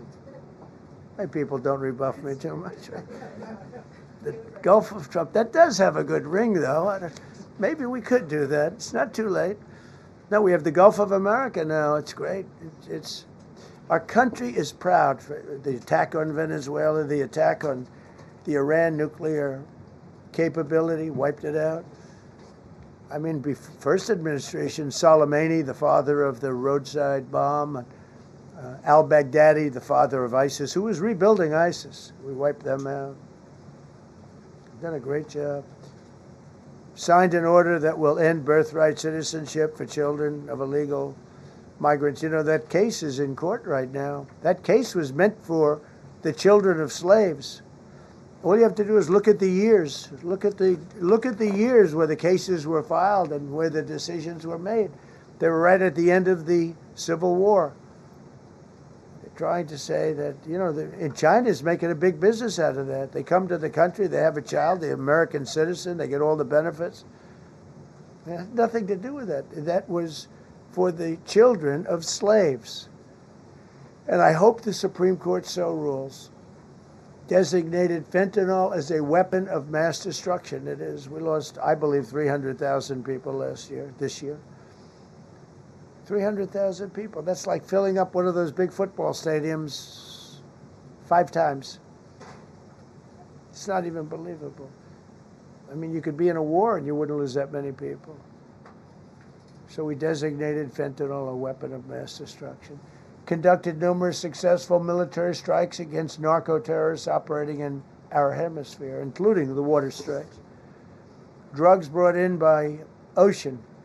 So I told you that we're down by, I mean, close to 100%. It's hard to get somebody to pilot those boats. Very hard. They have to be people that don't watch television, don't read the news. And we just blew up their facility. They had a docking facility where the drugs were stored. And now we have a great relationship with Venezuela. We're getting along fantastically with the leadership in Venezuela, so we wouldn't have to do that. This was done before the attack. But we captured and brought to justice the outlaw dictator of Venezuela, Nicolas Maduro, who, through drugs, killed millions of people in our country. Tremendous drug dealer. also sent millions of people into our country, including Tren de Aragua, the worst gang. They say it's the worst gang in the world. They took over parts of Colorado. They just take the apartment building. They just took it away. Just took it away like we're here. They cut the hand off one man because he called the police. Who called the police? I did. You took my apartment from me. Boom, no hand. This is what they sent us. Restoring law and order, new category. D.C. and Memphis, federal task forces deployed massive numbers of federal law enforcement officers and National Guard to restore safety. Crime down in D.C. is almost down to nothing. D.C. was a very, very dangerous place, and I think you probably know better than I do. I have a lot of people in the media thanked me for that, but some of them found it hard to thank me. But, you know, D.C. is now, look how beautiful. D.C. is now, you can walk right from here to a restaurant, right through the center of town. You can be with your child, with your loved one, with your lover. Your lover's not going to be killed anymore, so you can act like a real lover. But you can walk right through the middle of the town, and D.C. is beautiful again too. You notice we took all the fences down, almost all. The rest are coming down. We got the graffiti all off. National Guard's been amazing. You know, we didn't tell them to do that. That's not their job description. But they were picking up garbage and everything. They were great. And I don't know. To me, a town, it looks better when you have military people. These are big, strong guys, are bad guys. Look at them and they say, we're not going to mess around. But what they don't know is that we took over 2,000 people out, permanently out of D.C. These were career criminals. But I feel much better seeing those people there. I went in a couple of times and had dinner in D.C. I walked right down the middle of the street. I felt very safe. A year ago, I couldn't have done that. I would have been crazy to have done that. Secret Service wouldn't let me do it. They weren't thrilled anyway, I will tell you. It wasn't like they were thrilled, but we did it, and it was great. But D.C. is a great thing, and we have virtually no crime in D.C. anymore. And before we did this move, and we could do the same thing with Chicago. You know, we brought Chicago down 25%, even though we just had a minimal crew there. We brought Wisconsin down. We brought Minnesota down, way down, even though everything's a fight, you know, because they want to keep those people that are lying on the floor. They want to keep those people in Minnesota, but they really don't. I don't think the real people of Minnesota, it's a very corrupt place, and the elections are totally corrupt. I feel I won it all 3 times. Nobody's won that state since Richard Nixon. It's a rigged state. And the Somalians vote as one group, even if they're not citizens, and they vote as one group, and, you know, you get 600,000 votes against you. They all ought to get the hell out of here. They're bad for our country. Nationwide achieved the largest reduction in violent crime on record. So this just came out. Nationwide, over the last 11 months, achieved the largest reduction in violent crime on record, including the largest one-year drop in murders ever recorded. Almost 2,000 lives were saved. That's despite the fact that we took in criminals under the leadership of the Democrats and Joe Biden. More motor vehicle theft is down by 100,000 vehicles nationwide. That's another. Nationwide, the motor vehicle theft was out of control, and now it's very much in control. It was down by more than 100,000 vehicles to a record low. Began the process of eliminating cashless bail policies across the nation. You got to get rid of your sanctuary cities, and I hope our people know that we're not going to pay sanctuary cities. We're not going to pay them anymore. They are sanctuary for criminals. They hold criminals. We're not going to pay. They can sue us, and maybe they'll win, but we're not giving money to sanctuary cities anymore as of the beginning of the month. We began the process of eliminating the cashless bail. Well, cashless bail is where it all started. It's a disaster. And then other places. I don't know if it started in New York. I remember it starting in New York. So if somebody comes in, murders somebody, and they let them out, no bail, no nothing. Basically, cashless bail means you just get the hell out. and they go outside. We have one case where a guy murders somebody, gets released, and goes out and murders somebody. 2 people in one day. No, we got to get rid of cashless bail. They got to pay, got to have bail. There's a reason for bail, long tested. Signed an executive order to bring back mental institutions and insane asylums. We're going to have to bring them back. Hate to build those suckers, but you got to get the people off the streets. You know, we used to have, when I was growing up, we had in my area in Queens, I grew up in Queens, we had a place called Creedmoor. Creedmoor, did anybody know that? Creedmoor. It was a big, I said, Mom, why are those bars on the building? I used to play Little League baseball there, a place called Cunningham Park. Who's quite the baseball player, you wouldn't believe. But I said to my mother, Mom, she would be there, always there for me. She said, son, you could be a professional baseball player. I said, thanks, Mom. I said, why are those bars on the windows? Big building, big, powerful building. It loomed over the park, actually. She said, well, people that are very sick are in that building. I said, boy, I used to always look at that building and I'd see this big building, big, tall building. It loomed over the park. It was sort of, now that I think, it was a pretty unfriendly sight. But I'll never forget, I don't know if it's still there, because they got rid of most of them, you know, the Democrats in New York, they took them down, and the people live on the streets now. That's why you have a lot of the people in California and other places, they live on the streets. They took the mental institutions down. They're expensive.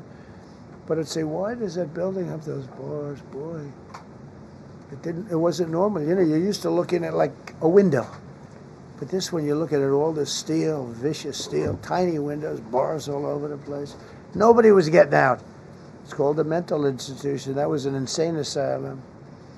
Designated Antifa as a domestic terrorist organization, and many others. It is. America is respected again on the world stage. That's another topic. Obliterated Iran's nuclear enrichment capability, and Operation Midnight Hammer was one of the most successful anyone's ever seen. CNN fake news, I don't know where they are. CNN, anybody from CNN here? Fake news, nobody wants to raise their hand anymore. They used to, oh, here.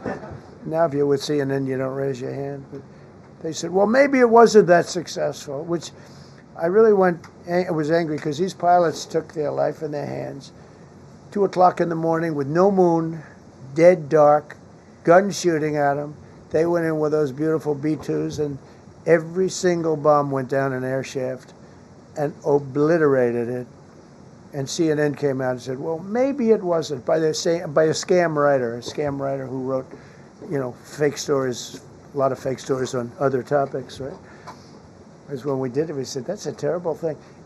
You know, the pilots came back and they said, we hit everything.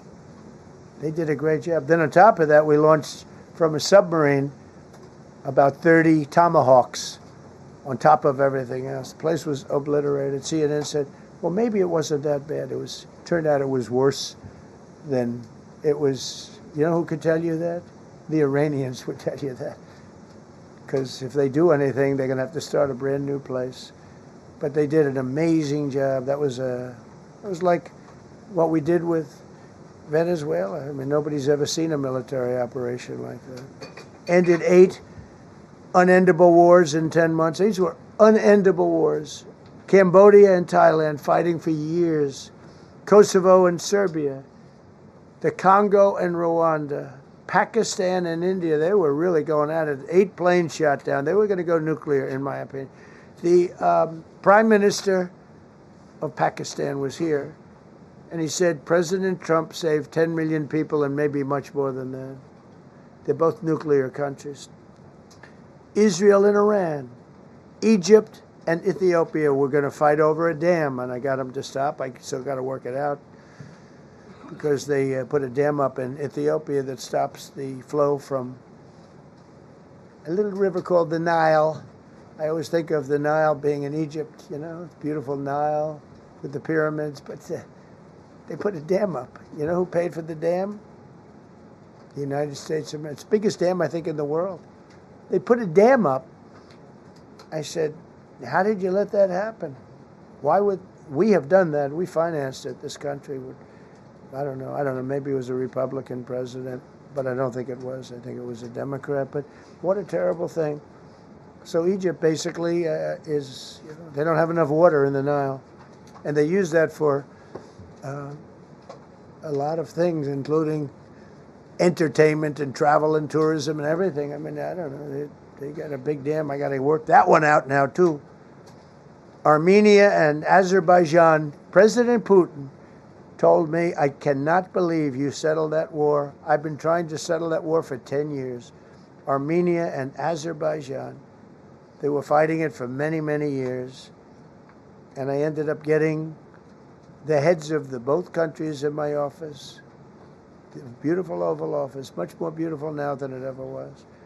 And one sat on one side, one sat on the other. He said, I've been the head of Azerbaijan for 22 years, and for 22 years I've been killing his people. And the other gentleman, and both very good guys, said, I've been here for 7 years, and for 7 years I've been killing his people.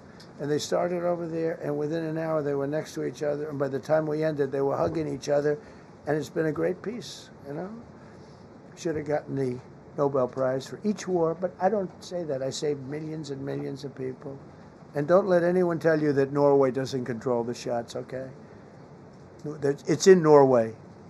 Norway controls the shots. They'll say, we have nothing to do with it. It's a joke. They've lost such prestige. That's why I have such respect for Maria doing what she did. She said, I don't deserve the Nobel Prize. He does. When she got it, they said, wow, that's amazing. I thought President Trump would get it. President Trump deserves it. He ended up 8 wars. How nice, right? It's a good woman. Got all 20 living hostages returned to their families, and the remains, they all came out. We got the 20 living hostages. We got the 28 hostages. They have 1 left that we think we know where it is. Amazing. Looked like we weren't going to get anywhere near that. Now they've gotten almost. And more importantly, we got many more, hundreds. We got them all. If we didn't do it, you wouldn't have had, most of those people would have been dead. I don't know if that's covered properly, but the 20 is great. They were the last ones. I always said the last 20 are going to be hard, but we got them.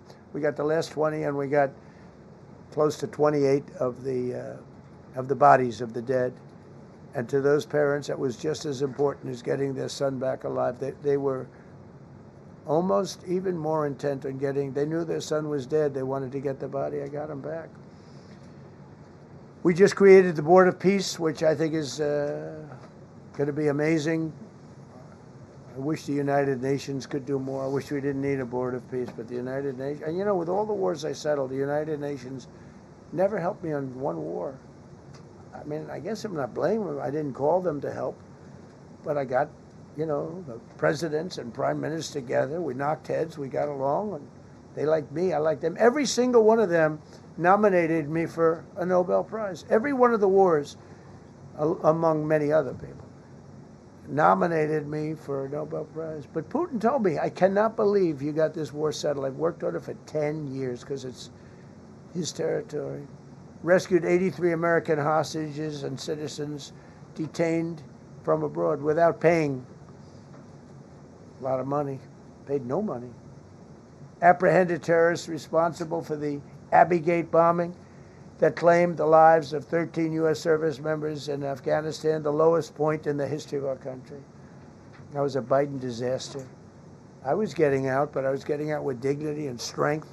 We were the boss. Oh, we were the boss. They wouldn't do a thing against us. And this very stupid person got in, and what a shame. They should have left from Bagram, which is the big military base, which has hundreds of acres around it. Should have left from Bagram. Terminated visas of Hamas sympathizers and deported pro-jihad foreign nationals. Got NATO members to agree to raise defense spending to 5% of GDP from 2%, and they paid the 5%, and they didn't pay the 2%.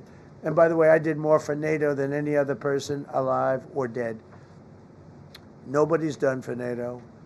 And I think for the most part, they'll tell you that. I think you could ask the Secretary General about that, but he said it lot. I've done more for NATO than anybody, and I see all this stuff, but NATO has to treat us fairly, too. The big fear I have with NATO is we spend tremendous amounts of money with NATO, and I know we'll come to their rescue, but I just really do question whether or not they'll come to ours. You know, I'm just asking. Just saying, right? You remember during the debate? Just saying. Signed $1 trillion investment in U.S. military. And next year, we hopefully will go to a $1.5 trillion. We're building battleships that are 100 times more powerful than the battleships of World War II, which are the big, beautiful, those big, beautiful things with the guns. I said, what about bringing them out of dry dock? They said, sir, what we're building will blow them away. Think of it. These ships are 100 times more powerful than the battleships that you see on Victory at Sea. Do you ever see Victory at Sea? What a great thing that is to watch. Renamed the Department of Defense into the Department of War, which everyone loves, by the way.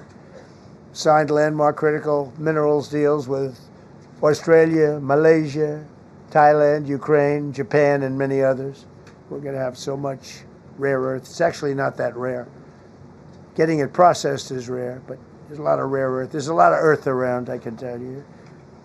Withdrew from the corrupt World Health Organization where we were paying hundreds of millions of dollars a year. So we were paying $500 million a year, and China was paying $37 million a year. I said, why aren't we paying the same as China? They said, well, nobody asked. I said, China's got 1.4 billion people. We have 350 million, probably, with all the illegals, you know. China probably knows more accurately.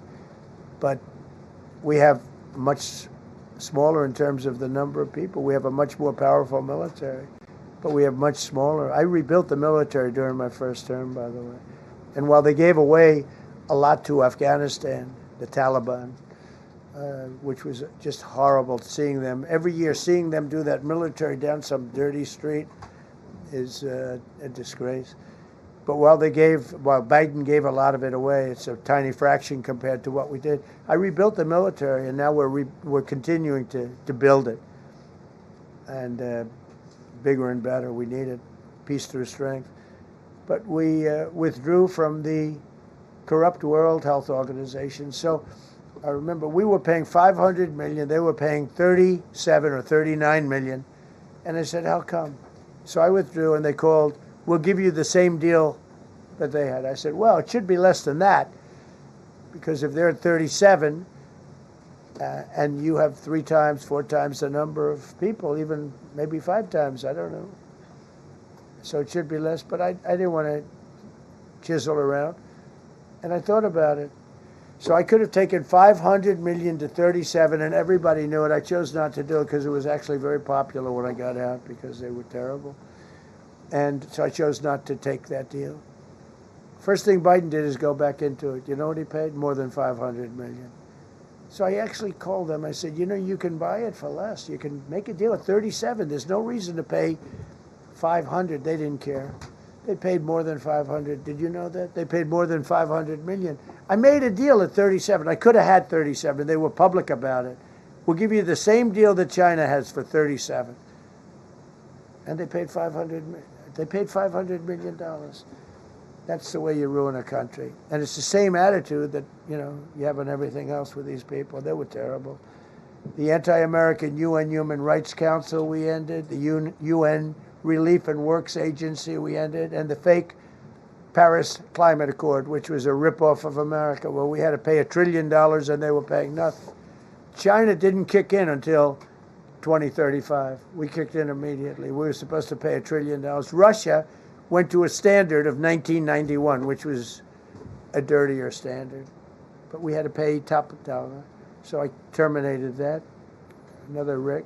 We ended the woke lunacy and restored common sense, abolished all discriminatory diversity, equity, and inclusion DEI policies throughout the federal government and the private sector. They're gone, everybody. They're gone.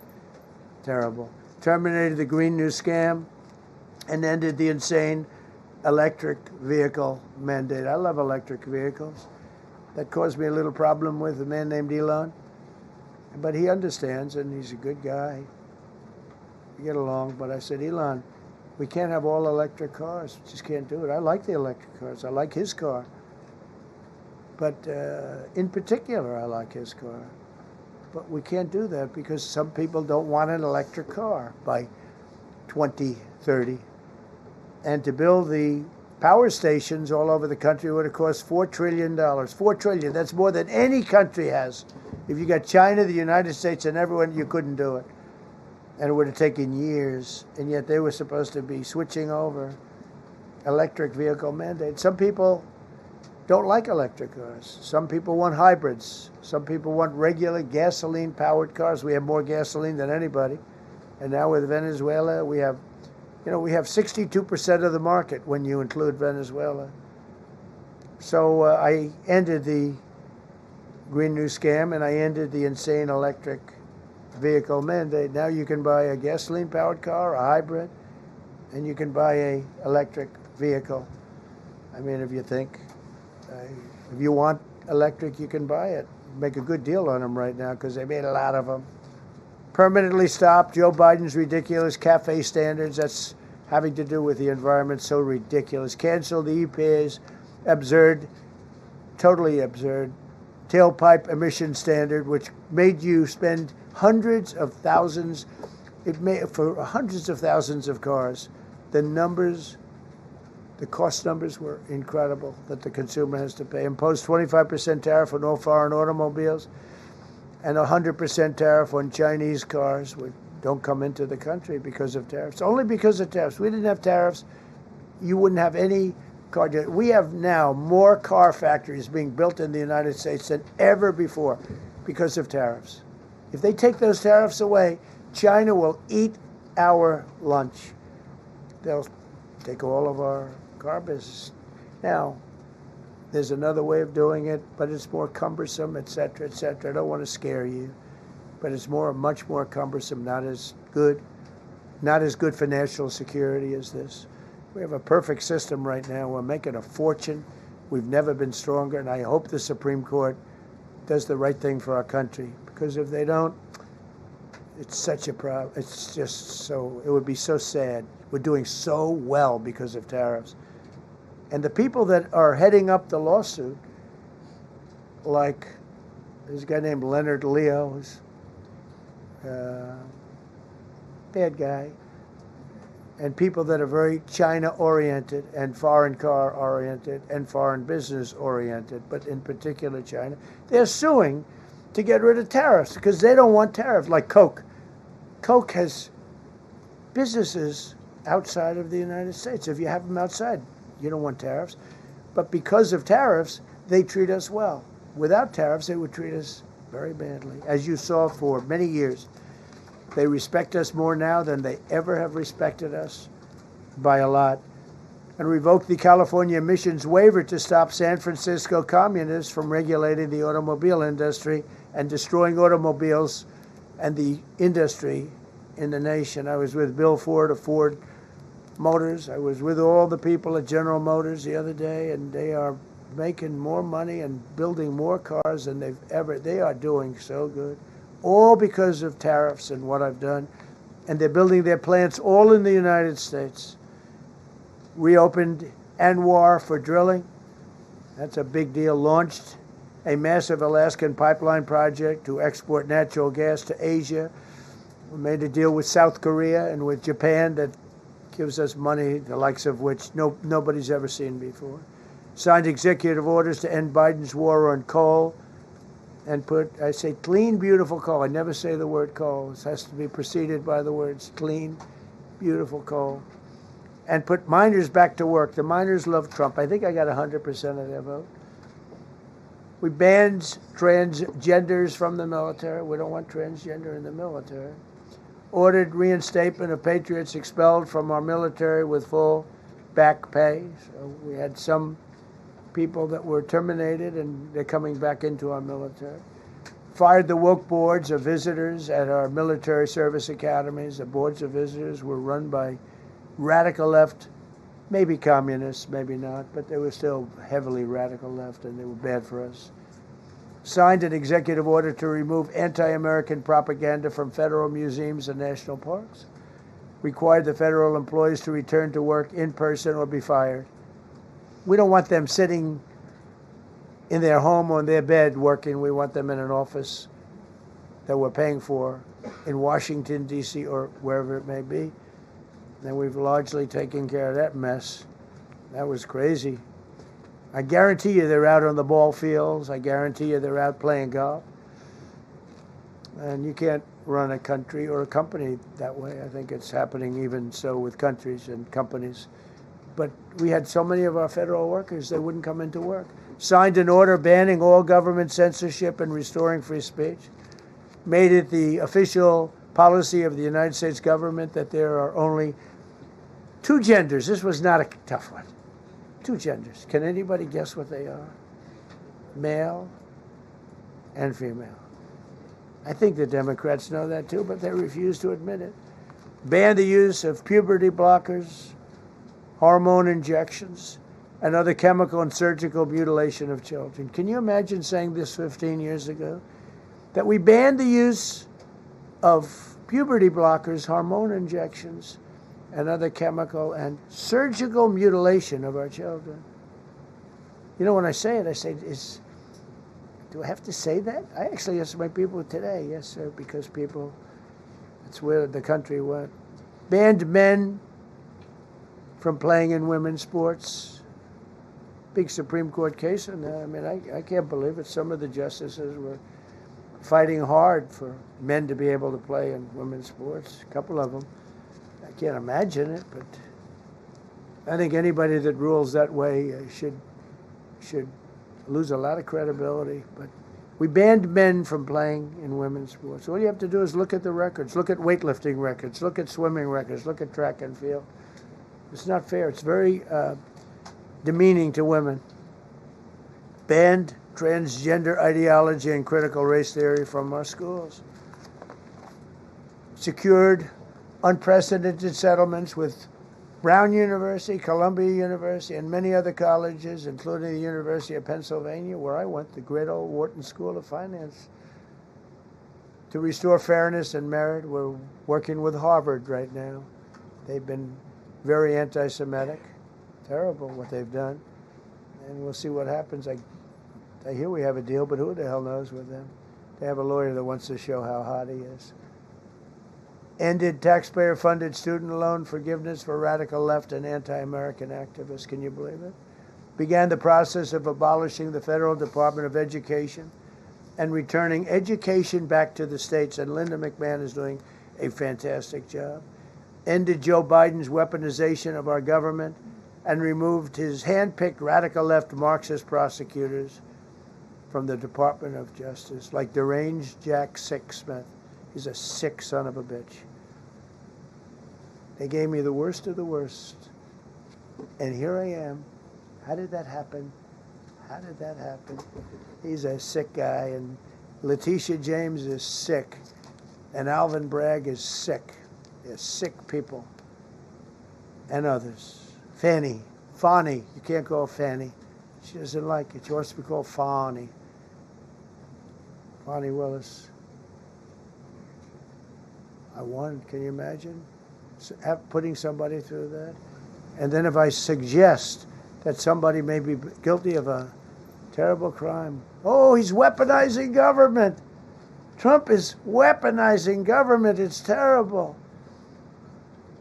Can you imagine? They say to me about weaponize, I don't weaponize anything. But what they did to me, nobody ever went through what I went through. And here I am in a place called the White House. It's a beautiful place. Who would have thought, right? Signed legislation to cut all taxpayer funding to woke and biased NPR and PBS. And they're sort of gone now, I guess. I heard they closed up. They were terrible. They were so unfair. They were so terrible. Officially reinstated Columbus Day. I like the name Columbus Day. The Italian people are very happy about it. Remember, when you go to the voting booths, I reinstated Columbus Day. That was an easy one.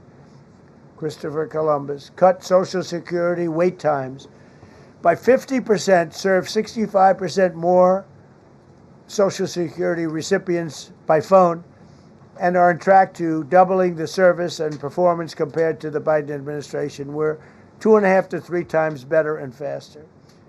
Slash VA claims backlog to the lowest number ever recorded. Created Trump accounts starting with $1,000 for every newborn baby. This is something that's become so popular. And I give Mr. and Mrs. Michael Dell Computer, who put in $6.25 billion, started with nothing. And he actually invested all that money to give to kids so that when they grow up, they have an account that might be worth a lot of money. It'll be riding with the markets. And, you know, they can, at 20 years old, 21 years old, they could have $100,000. They could have a lot of money. That's going to be amazing. But I give a lot of credit to Mr. and Mrs. Michael Dell. Signed AI executive order to ensure the United States dominates the future of artificial intelligence. So we're leading China. We're leading the whole world. We're producing more electricity than we ever have because I'm allowing every one of those plants to build their own electric facility. We're giving them very, very fast approvals, unlike Los Angeles with the fire. So the federal government, I want to give a lot of credit to Lee Zeldin. The hardest approval for the 20,000 houses or more that burned down in Los Angeles because they didn't have the water. They didn't allow the water to come down from the Pacific Northwest. They routed the water into the Pacific Ocean. So we had no water there. He had. I would say open up the water. Open it up to the governor, to the mayor.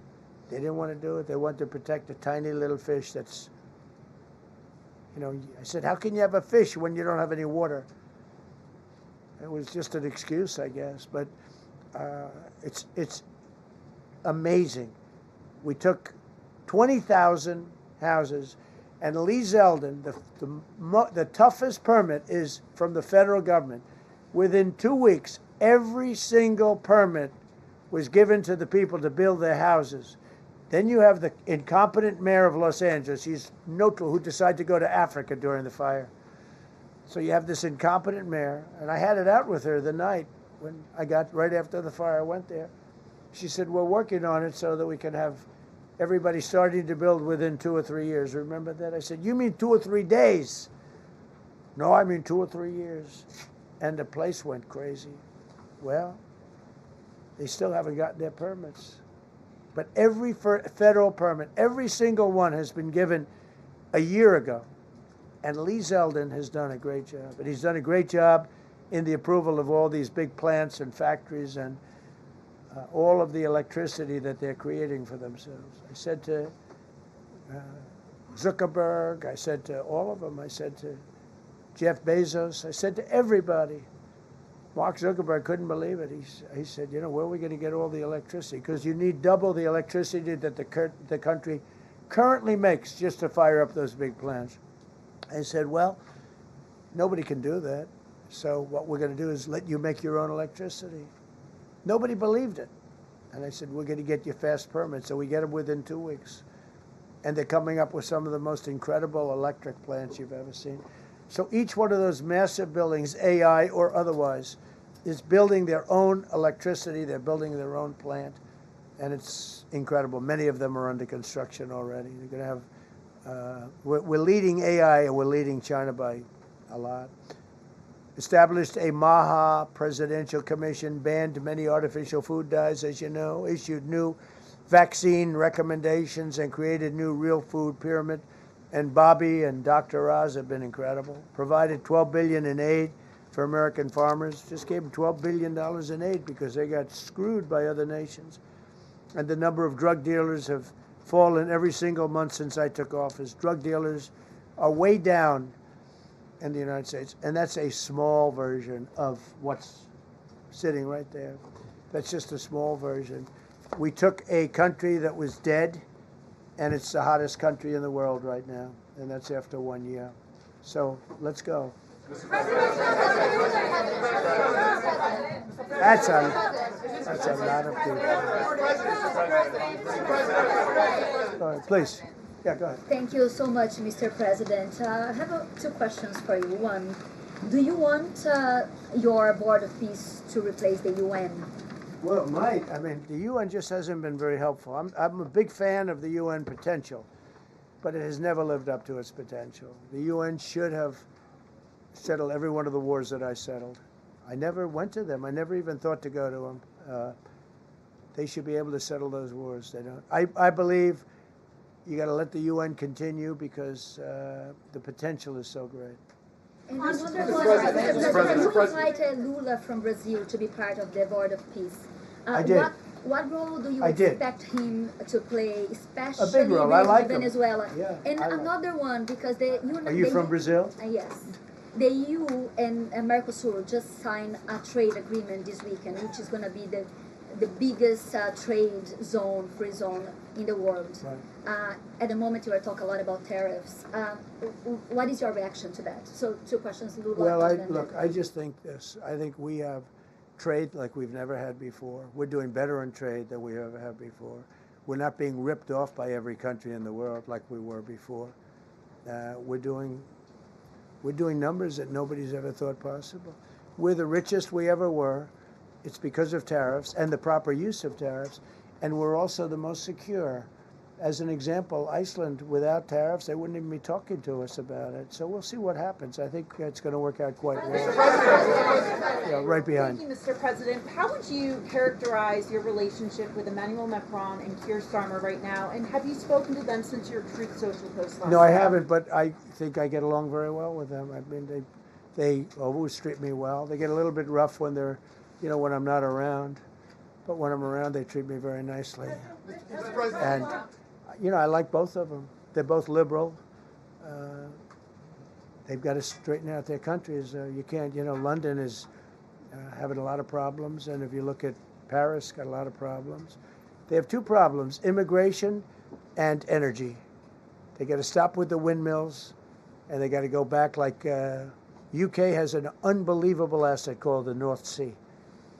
Norway uses it, makes a fortune. They have a better section of it, and they don't do it. They could straighten out their countries, and it would be good. But I get along very well with them. You told Norway's prime minister. Are you from Norway? No. You look like you would be from Norway. She looks like she's from Norway. Go ahead. You told Norway's prime minister that you not winning the Nobel Peace Prize made you feel less obligated to think purely of peace. Well, I lost a lot of respect for Norway. And I believe prize very strongly that Norway controls the Nobel Prize. But you have to understand, I settled 8 wars. I've had every one of those wars, every participant wrote, I didn't ask them to do it. They sent in strong they make recommendations for that. But I settled 8 wars. No president's probably ever settled 1 war. I don't know, think of it. I did 8. The reason I do it is because it's easy for me to do. And I didn't do it for a Nobel Prize. I did it because I'm saving a lot of lives. I'm trying to settle the final one.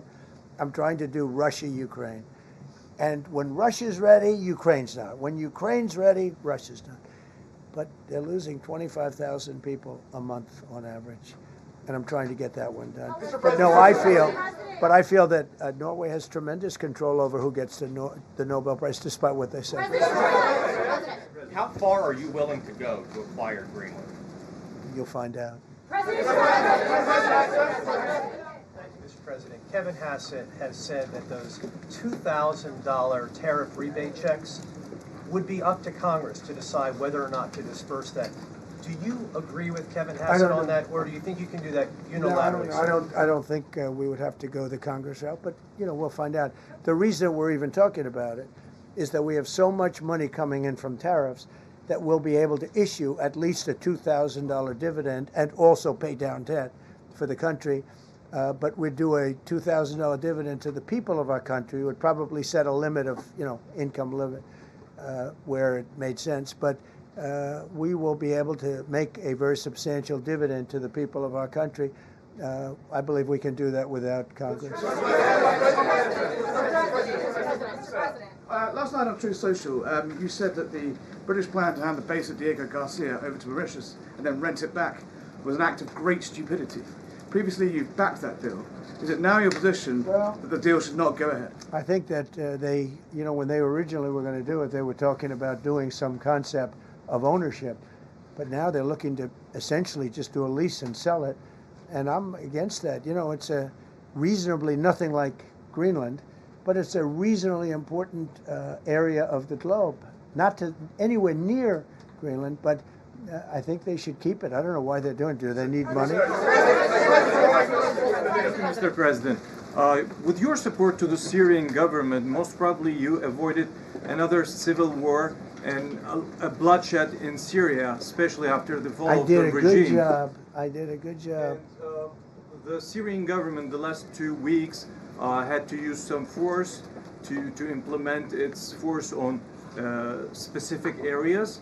And well, with to keep the prisoners, the terrorist prisoners, which are some of the worst in the world, at bay. So they were able to keep that. He's working very hard. The president of Syria is working very, very hard. Strong guy, tough guy, pretty rough resume. But you're not going to put a choir boy in there and, you know, get the job done. I spoke with him yesterday because we were talking about the prisons and, you know, what was going on. We have some of the worst terrorists in the world in those prisons, and he's watching them. Oh, Syria, sir. Mr. Go ahead. President, Gavin Newsom is going to be at Davos if he's not already there. You're probably going to run into him. I presume that this is for him to raise his platform for 2028, but what do you anticipate his foreign policy platform is going to be? I don't know. I mean, I don't know that he's going to be the nominee. I know this. I had a very good relationship with Gavin Newsom when we were, you know, in office together. I was president. He was the governor of California. We had a really, he would talk about it often, and somewhere we just went astray. I just hate the way California is being run. We actually have people leaving. It's never happened before, but I hate the way it's being run.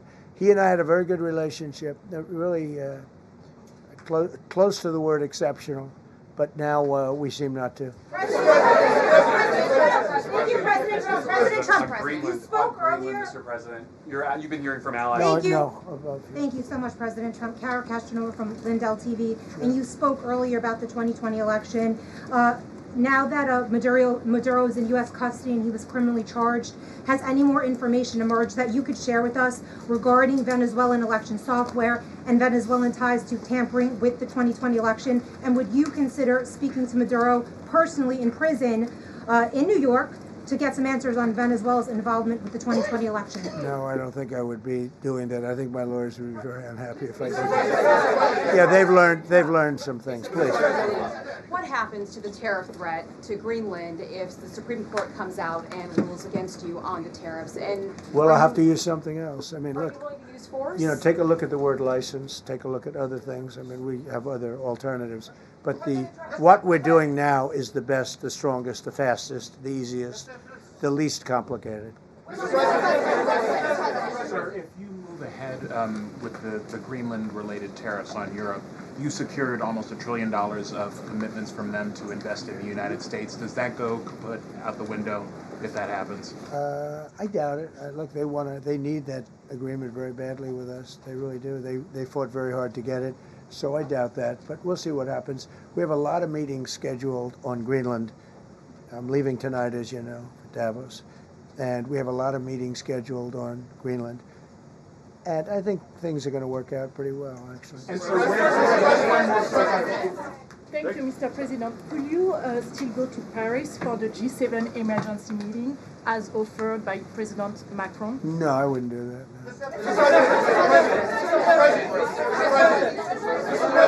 No. Because, you know, Emmanuel's not going to be there very long. And, you know, there's no longevity there. He's a friend of mine. He's a nice guy. I like Macron. But he's not going to be there very much longer, as you know. And I think, you know, I have meetings with the people that are directly involved, not some of the people you're talking about. Thank you so much. Thank you so much, Mr. President. Happy You know, New I've Year. never seen this room like this. Is this a celebration of the first year? Yes. Have you ever seen it? I've never seen this many. I hope we have a very good. I hope we have a very good structural floor. You know, this used to be a swimming pool. You're sitting over a swimming pool. I could see that happening. But we need a good structure here, don't we? Huh? Yeah. Thank you so much, Mr. President. Happy 1 year anniversary. Thank you. And my question is on Syria. The Kurds, as the most loyal U.S. partners, facing attacks by some Syrian elements within the Syrian government. will you do to ensure the Kurdish rights protected and their effective forces against terrorism in Rojava, Syria continue as the Kurdish see you as a president does not abandon his allies? Well, I like the Kurds, but just so you understand, the Kurds were paid tremendous amounts of money, were given oil and other things, so they were doing it for themselves, more so than they were doing it for us, but we got along with the Kurds, and we are trying to protect the Kurds, that's correct. Ahead of your speech in Davos, can you give us a preview of what we can expect as far as, laying out the plans for Americans to be able to buy homes? I think more than anything else, what I'm going to be speaking about is the tremendous success that we've had in 1 year. I didn't think we could do it this fast. Think of it, it's just now 12 months, and I say it often, we have the most successful country in the world, we have the hottest country anywhere in the world by far, and this country would have been absolutely stone cold dead. And I'm going to be talking about it. I'm going to be, because, a lot of them could use some of the advice as to what we did. They need energy. You take a look at their energy policy, they're going to destroy themselves with what they're doing with the windmills and all the nonsense. They need energy help badly, or they're going to be in big trouble, and they need immigration help badly. How much longer do you want to go? Call with. I do. I have a very important call with President Erdogan, who I like a lot. All right, one or two more questions. Go ahead. Thank you, Mr. President. During Go your ahead, second, please. Go ahead. One Thank you, question Mr. about President. Red. Yes. Thank you, Mr. President. The red blouse. Go ahead. You talked a lot at the beginning of this about the economy, some positive economic indicators. Polling shows a majority of Americans don't feel the economy is doing well. Are you worried you're making the same mistake as President Biden? No, I hope I don't make the same mistake as him. Look, I inherited a terrible, it's a great question, because we inherited a terrible, terrible mess between the border, between all the problems. The whole country was falling apart. And in 12 months, less than 12 months, in 12 months, we have the strongest border we've ever had. We have prices that are much, much lower than they were for the last. We inherited very high prices. We inherited, remember this, inflation was at a historic high. We had never had inflation like that. They say 48 years, but whether it's 48 years or ever, we had the highest inflation, in my opinion, that we've ever had. Prices, because of that, were very high. I inherited, we brought down eggs immediately. Remember the first news conference, they were screaming at me about eggs. I was in the position for 2 days, and we brought eggs down to lower than what they were before. And by the way, they continue that way. We brought the prices down from when I came into office and from what Biden had, way down. We're going to bring them down further. But the job we did is a miracle. One of the reasons I'm doing this today is to explain. We inherited a mess, and we've made it a beautiful, beautiful picture. Think of gasoline at $1.99 in many states. $1.99 a gallon. It was $4.50, $5, in some cases $6 or $7. We're at $1.99. And energy is so big that with energy, everything else comes down. But the prices are coming way down, and we're going to bring them down further. But we started up here with these guys. We inherited a country that was broken. We inherited a country, and I have a very warm spot. We've done very well with Venezuela. And by the way, that even in itself is going to help us bring down the oil prices. The Venezuelan oil, we've taken 50 million gallons of oil. We've taken 50 million barrels of oil out of Venezuela in the first 4 days. We've got millions of barrels of oil left. We're selling it on the open market. We're bringing down oil prices incredibly. And when they come down, and they've already come down, again, $1.99 a gallon for oil. Nobody thought they'd ever see it. All right, one or two more.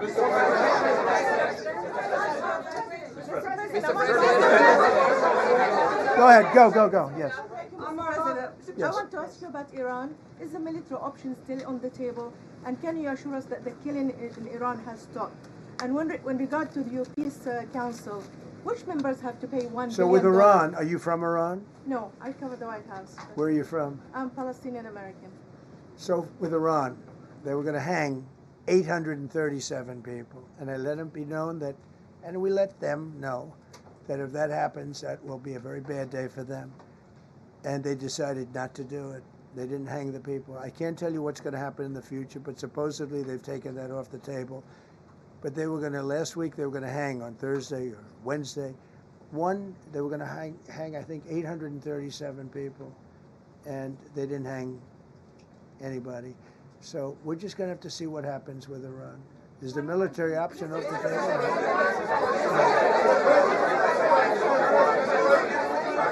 Go ahead. Thank you, Mr. President. Thank you, President Trump. Go ahead, please. Thank you, Mr. President. Go ahead, I'll take your question. Okay, thank you, President. Go ahead, right here. Thank you, Mr. President.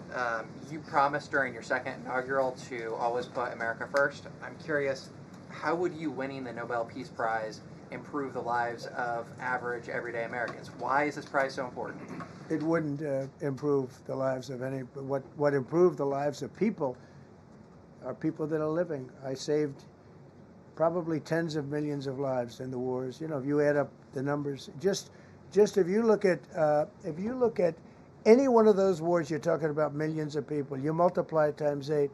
But when you look at India and Pakistan, that could have been 10, 15, 20 million people. Could have been more than that. So I saved millions of people. So that, to me, is the big thing. What? You suggested a moment ago that perhaps the reason why a positive story about the economy isn't getting through is because of, bad communications people. But are average Americans wrong to still feel high prices? And how much longer does the White House hope that they? So I think a lot of people are listening to the fake news a little bit, and I'm not blaming anybody. I think I blame ourselves. I think we've done a much better job than we're able to promote. We're not promoting. We're doing a great job, and we're sort of letting the promotion take care of itself. One of the reasons I'm doing this news conference, I think it's important. We have taken a mess and made it really good. It's going to get even better. But if you look at prices from a year or a year and a half ago, you look at the Biden prices, they were way up through the sky. And, they use the word affordability. They just say affordability, and they don't talk about it. They created the affordability problem, and we are solving it. We have solved a lot of it. Again, everybody agrees in this room, I think, gasoline prices have come per gallon way down. When that happens, everything else comes down, but they've come down way down. Many of the groceries have come way down. It's all happening, and it's happening strong. But if you go back a year and a half, 2 years, take a look at those prices and look at the prices now.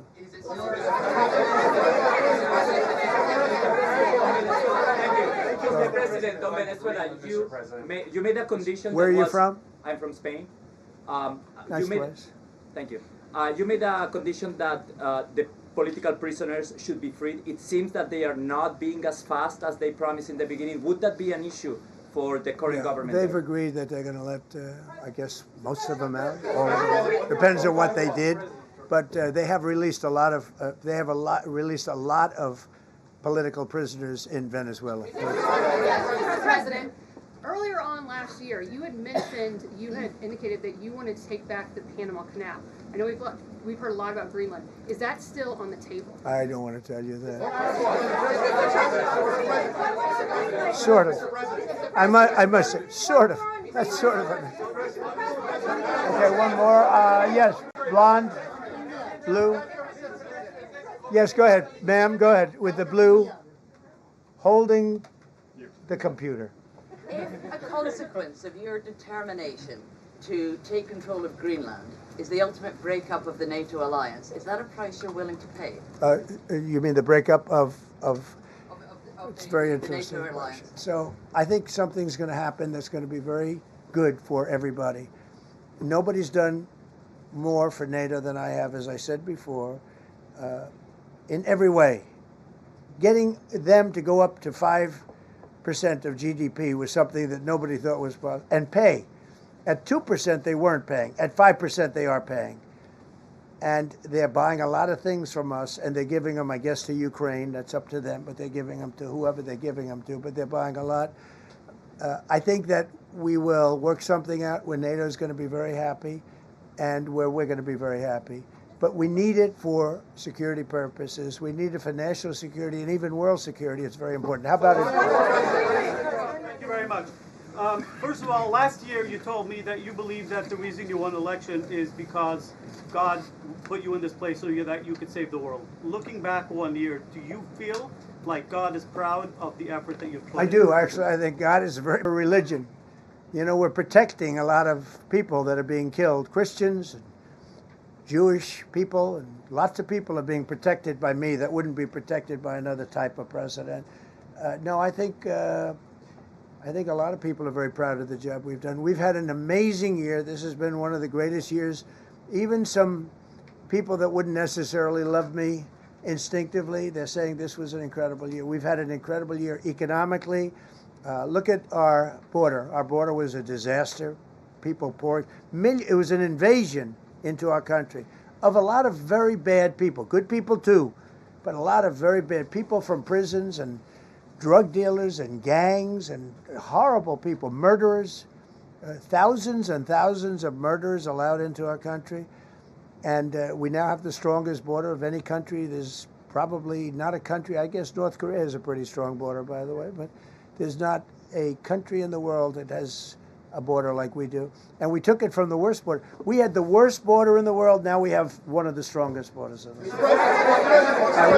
One more question. Mr. President, you said you're confident something's going to get worked out in Greenland, but Greenlanders have made it clear they don't want to be part of the U.S. Well, what gives the U.S. the right to take away that self-determination? When I speak to them, I'm sure they'll be thrilled. Mr. President, are you committed to keeping the U.S. in NATO? I've had such a good relationship. I've made it so much better, so much stronger. It's so good now. NATO is so much stronger now. I don't agree with a lot of the things they've done, but that was done before I got there. I think NATO's been good. Sometimes it's overrated, sometimes it's not. But we have a strong NATO. When I came here, we had a weak NATO. We had a NATO at 2%, and they weren't paying. You had a nothing NATO. NATO's, whether you like it or not, it's only as good as we are. If NATO doesn't have us, NATO is not very strong. Yes,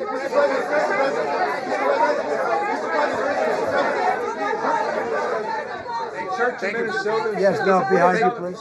Thank you, President Trump. Yes, go ahead. Greatly appreciate it, sir. We heard a long list of accomplishments from the last year. Could you cherry pick the top 3? And then looking forward, what are your 3 most important priorities in 2026? So I think the building of a really powerful military has been a great achievement, and that would include the Venezuela thing, that would include the attack on Iran and the wiping out of the nuclear threat. I think that's been really amazing what we've done militarily. I think what we've done in business has been incredible. We have $18 trillion coming in. Plants are being built all over, thousands built all over the country. 18 trillion is a record. No country has ever come anywhere even close to that. I think that's a record. And I think that most favored nations for drugs is something that nobody thought they'd be able to get. Tariffs helped me there because the nations would have never gone along with it if I wasn't able to say, if you don't go along with it, we're going to put a 10 or a 15 or a 20% tariff on your nation. And they went along. And our drug prices are going to come down at numbers never even seen before, never even thought possible before. So those would be 3 things. Thank you. Thank you all very much. Thank you. Thank you very much. How much did you pay for Greenland, sir? Congratulations. How was the game? Go Indiana.